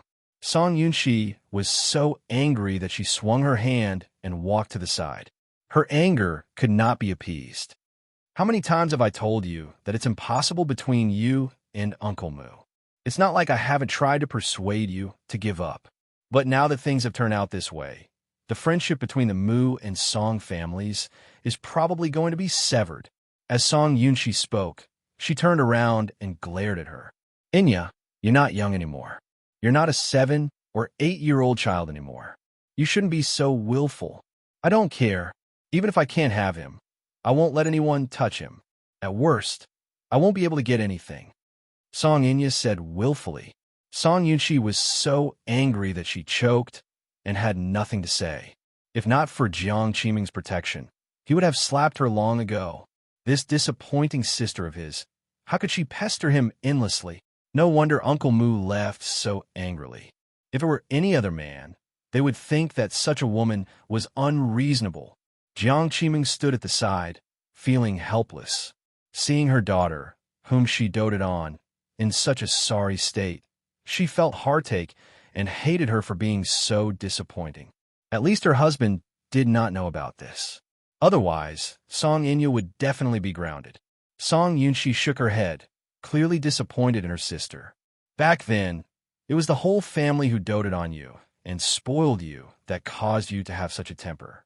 It's too late for me to regret it now. When Song Yinya was young, she was born after Song Yunshi. At that time, Song and she did not exist. Chapter 1964. Every time the Song family produced a daughter, they would treat her like a pearl. Other than the stars and moon in the sky, she would get whatever she wanted. This also made her want to fight for something if she could not get it. Even if she was badly hurt, she would not give up. There was once when Song Yunshi wanted a doll of hers. She was unwilling and would rather break it than give it to her sister. This was Song Yinya's nature. Song Yinya sat on the bed and hugged the blanket as she cried. Jiang Qiming stood at the side and sighed. Song Yunshi was so annoyed that his head swelled to twice its size. Mom, don't bother about her. If she wants to die, let her be. If she really has the ability, I'd like to see what she can do. As soon as Song Yunshi finished speaking, Jiang Qiming glared at him. Shut up. Don't you think the situation is chaotic enough? Song Yunshi narrowed his eyes with a manic expression. He paced back and forth on the spot and suddenly sneered. If you want to protect her, then continue to do so. Let's see how long you can protect her. We still have to clean up the mess for her now. When she gets out of hand, I'll see who will clean up the mess for her. Oomph. With that, Song Yunshi slammed the door and left without looking back. Song Yinya was so angry that she gripped the blanket even tighter. She gritted her teeth as tears streamed down her face. Jiang Qiming sighed as her eyes reddened. She walked forward and sat by the bed. She wanted to say something, but she was afraid that she would agitate her again. Thus, she decided to wait until her emotions had calmed down a little before having a good talk with her. Inya, don't be angry. Brother said those words in anger. Don't take it to heart. Song Yinya wrapped herself in the blanket angrily and sobbed silently. At the airport, Qinzhou walked over after checking in his luggage. Yin Shishir sat on the bench. She had already made a few calls, but Mu Yaja's phone still did not get through. She frowned in disappointment with a solemn expression. Qinzhou handed her a bottle of water, but Yin Shishir shook her head. I'm not thirsty. Qinzhou raised his eyebrows. You seem to have a lot on your mind. What are you thinking about? No. A bell suddenly rang. Yin Shishir was stunned. Then, a hint of joy appeared in her eyes. She picked up the phone and answered the call without looking at it. Hello? Haha. Yin sure, you lost. Song Inya's bone-chilling voice came from the other end. Yin Shure's face froze. Song Inya? Yin Shure smiled and said coldly, I lost? What do you mean? Do you know where Brother Mu is? Song Inya's bewitching voice drifted into her ears. Yin Shure's face turned pale and she fell silent. Didn't you say that Brother Mu dotes on you a lot? Didn't you tell me that you were more important than me in Brother Mu's heart? But what is the truth? No matter how important you are, you're not as important as me. Brother Mu is with me. Yin Shure frowned and looked at Qin Zhou abruptly. The latter looked confused. What's wrong? Who called? Song Inya's voice sounded again. I told you that you're full of yourself, but you didn't believe me. In fact, Brother Mu would rather be by my side than accompany you to the film festival. Reality has proven that I'm much more important than you. Shut up. Chapter 1965. Trying to drive a wedge between us? Song Inya's smug laughter could be heard from the other end of the line. The more she laughed, the less confident Yin Shure became. *M in it. She clearly trusted him, but why was her confidence getting weaker and weaker in the face of such laughter? Yin Shure bit her red lips tightly, trying her best to suppress the rising chill in her heart. Are you done laughing? Song Inya's laughter gradually stopped. Amidst the uneasy silence, she smiled sinisterly. Don't you know clearly whether he's trying to drive a wedge between us? Why did Brother Mu break the contract? Yin Shure, you'd better stop lying to yourself. Brother Mu doesn't care about you as much as you think he does. Yin Shure could not take it anymore. She hung up the phone abruptly with a pale face. Looking at her ashen face, Qin Zhou finally realized the seriousness of the situation. He did not know who had called, but the unbridled laughter that came from the other end of the line was hair-raising. Who's calling? I don't know. Don't ask me. I don't know anything. Her emotions were in a mess right now. Yin Shure forced a smile and looked up at him. Are we going to register soon? Yes. Qin Zhou nodded his head blankly and responded. Yin Shure switched off her phone, put it in her bag, and sat on the stool silently. Qin Zhou found this matter extremely strange. It was just a phone call, yet her complexion was so bad and sickly. Still, he could not probe further. If she did not say anything, he was in no position to get to the bottom of it. After a long silence, Yin Shure suddenly asked sullenly, Did Mu Yaja really not tell you the reason why he canceled the film festival? Qin Zhou was stunned for a moment before he quickly realized that she was suspecting that he knew about his boss's intentions, but was hiding something from her. He quickly clarified, Boss didn't say anything. If he did, I won't hide it from you. Okay, thank you. Sure, don't think too much, and don't doubt your position in the boss's heart. At least, I've never seen a woman occupy such an important position in his heart in all the years I've worked for him. Qin Zhou quickly extinguished the fire. He thought to himself, Boss is really too unkind. He left such a mess. He promised Shure to go to the film festival with him. Why did he break his promise just like that? Today, he was about to board the plane when Mu Yaja's assistant called and said that the boss might not be able to catch the afternoon flight. He asked him to fly to Sea City with Yin Shure. Therefore, he hurried over to pick up Yin Shure. However, the boss didn't explicitly say that he wouldn't fly to Sea City. Qin Zhou suspected that he was busy with business and couldn't leave, so he made a temporary arrangement. If the boss couldn't come, then he would let Yin Shure walk the red carpet with him. The plane was not delayed at all. Qin Zhou and Yin Shure successfully boarded the flight to Sea City.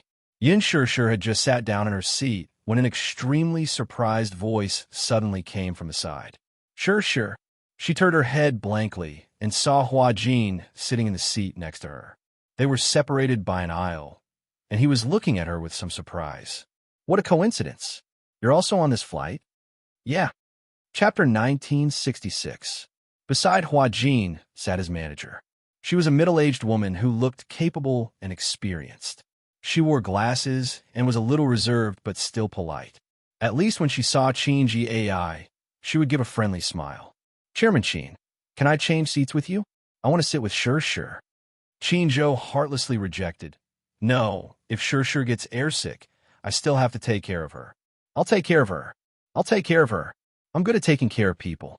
Leave Sure to me. Qin Zhou coldly glanced at him. No, I don't trust you. Hua Jin put on a sincere smile and put his palms together to please Qin Zhou. At the side, Hua Jin's manager gently said, Hua Jin, behave yourself and sit in your seat.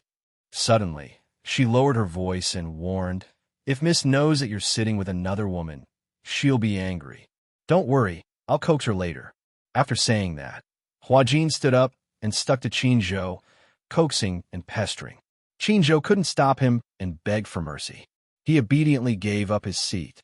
After sitting down, Hua Jin pestered her to talk. Sure, we're really fated. I didn't expect that we'll be on the same flight. I originally thought that the flight would be boring. Yeah, who are you walking the red carpet with this time? Qin Zhou. Why is it him? Why don't you walk the red carpet with me?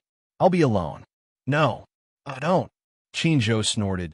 Don't think that I can't hear you when you try to steal my girl behind my back. Hua Jin stuck out his tongue mischievously and said in a flirtatious manner, as the #1 costumer, I have a sizable fan base. Besides, I'm so pretty. Walking down the red carpet with Sure, a handsome man and a beautiful woman with good looks and charisma, will definitely be a match made in heaven. When the time comes, I'll definitely beat many other actors and become the center of attention under the spotlight. Sure will definitely attract a lot of fans if she walks the red carpet with me. Qin Zhou complained silently. Are all the people in the circle anti-fans? Hua Jin retorted, who said that? Whoever dares to slander Sure, I will destroy them. Qin Zhou read the newspaper and teased. Not bad. You're very capable. Hua Jin said impatiently, well, anyway, it's better for Sure to walk the red carpet with me than to hold onto a middle-aged uncle like you. The most important thing is that Sure and I are still very young, but you are already old. Sure and you don't match. Qin Zhou's hand, that was holding the newspaper, suddenly stiffened and blue veins popped out. The word middle-aged uncle made Qin Zhou's heart ache. He narrowed his eyes dangerously and glared at Hua Jin. Middle-aged uncle? That's right. You're almost 30 years old. Aren't you old? Qin Zhou wished he could strangle him to death. Shut up. All right. Men are like this. The older they get, the more sensitive they are. Qin Zhou gritted his teeth and glared at him.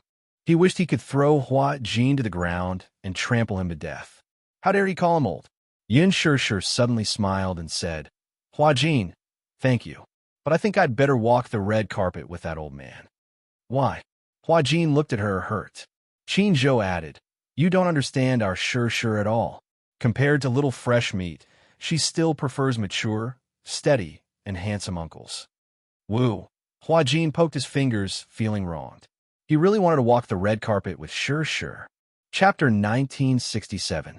When Mu Yaja returned to the headquarters of Disheng, Minyu hurried over to him and handed him his phone. Boss, you left in such a hurry that you forgot to bring your phone.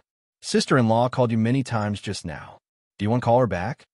During the meeting, Mu Yaja had left his phone in Minyu's care. After that, he left in such a hurry that he did not bring his phone with him. Yin Sure called him many times, but he did not dare to answer. Mu Yaja called her back, but her phone was turned off. It seemed that she had already boarded the plane. Are there any more flights to Sea City today? The next flight is at night, Minyu reminded him. If we rush over now, we won't be able to attend the film festival. Mu Yaja frowned. He had originally planned to fly straight to Sea City after returning from the hospital. Book the flight. Boss, the flight is at 7 o'clock tonight. Are you sure you want to fly to Sea City? Mu Yaja said coldly. I told you to book it. Don't talk nonsense. Okay. Minyu hurriedly agreed. It seemed that his boss was in a bad mood. When he was in a bad mood, he was very impatient. It seemed that he had to be more tolerant. On the plane, Hua Jin chatted with Yin Sure. However, no matter how enthusiastic he was, Yin Sure did not seem to be in a good mood. He could sense that she seemed to be in a bad mood. Hence, he smiled and said, Sure, can I give you a present? He was trying to please her, trying to make her laugh. If you like someone, you would like her smile. At least, You would not want her to be in a bad mood. He would be sad when he saw that. Hence, he reached out his hand and showed it to her. Look at my hand. Is there anything wrong with it? No. Sure. Don't be so perfunctory. Check it. Hua Jin forced his hand to let her check it. Yun Sure pursed her lips, picked up his hand, and checked it carefully. There's nothing wrong with it. What's wrong? Hua Jin smiled mysteriously. Then, he slowly looked up and tucked a strand of hair behind her ear. Suddenly, he snapped his fingers. When he retracted his hand, there was a red rose between his fingers. Yin Sure was stunned. She touched her hair subconsciously as if there was nothing special about it. She did not know how he had made the rose appear out of thin air. Seeing that she was also surprised, Hua Jin smiled. Is it fun? It's magic. She had never seen a magic trick up close before. Even though this magic trick looked very simple, it still made her smile. There was no girl did not like flowers. Do you like it? Hua Jin's eyebrows. Yes. Here, it's yours. As he spoke, he placed the rose in her hand. Yin Sure took the flower and gently touched the petals. They were fresh and tender. It looked like a fresh flower and was not fake. You know magic? A little trick. It was specially used to coax girls. At that time, when he was in the bar, he often came into contact with such things. Hence, he learned a little from them. Although his skills were clumsy compared to professional magicians, it was a handy trick to coax girls.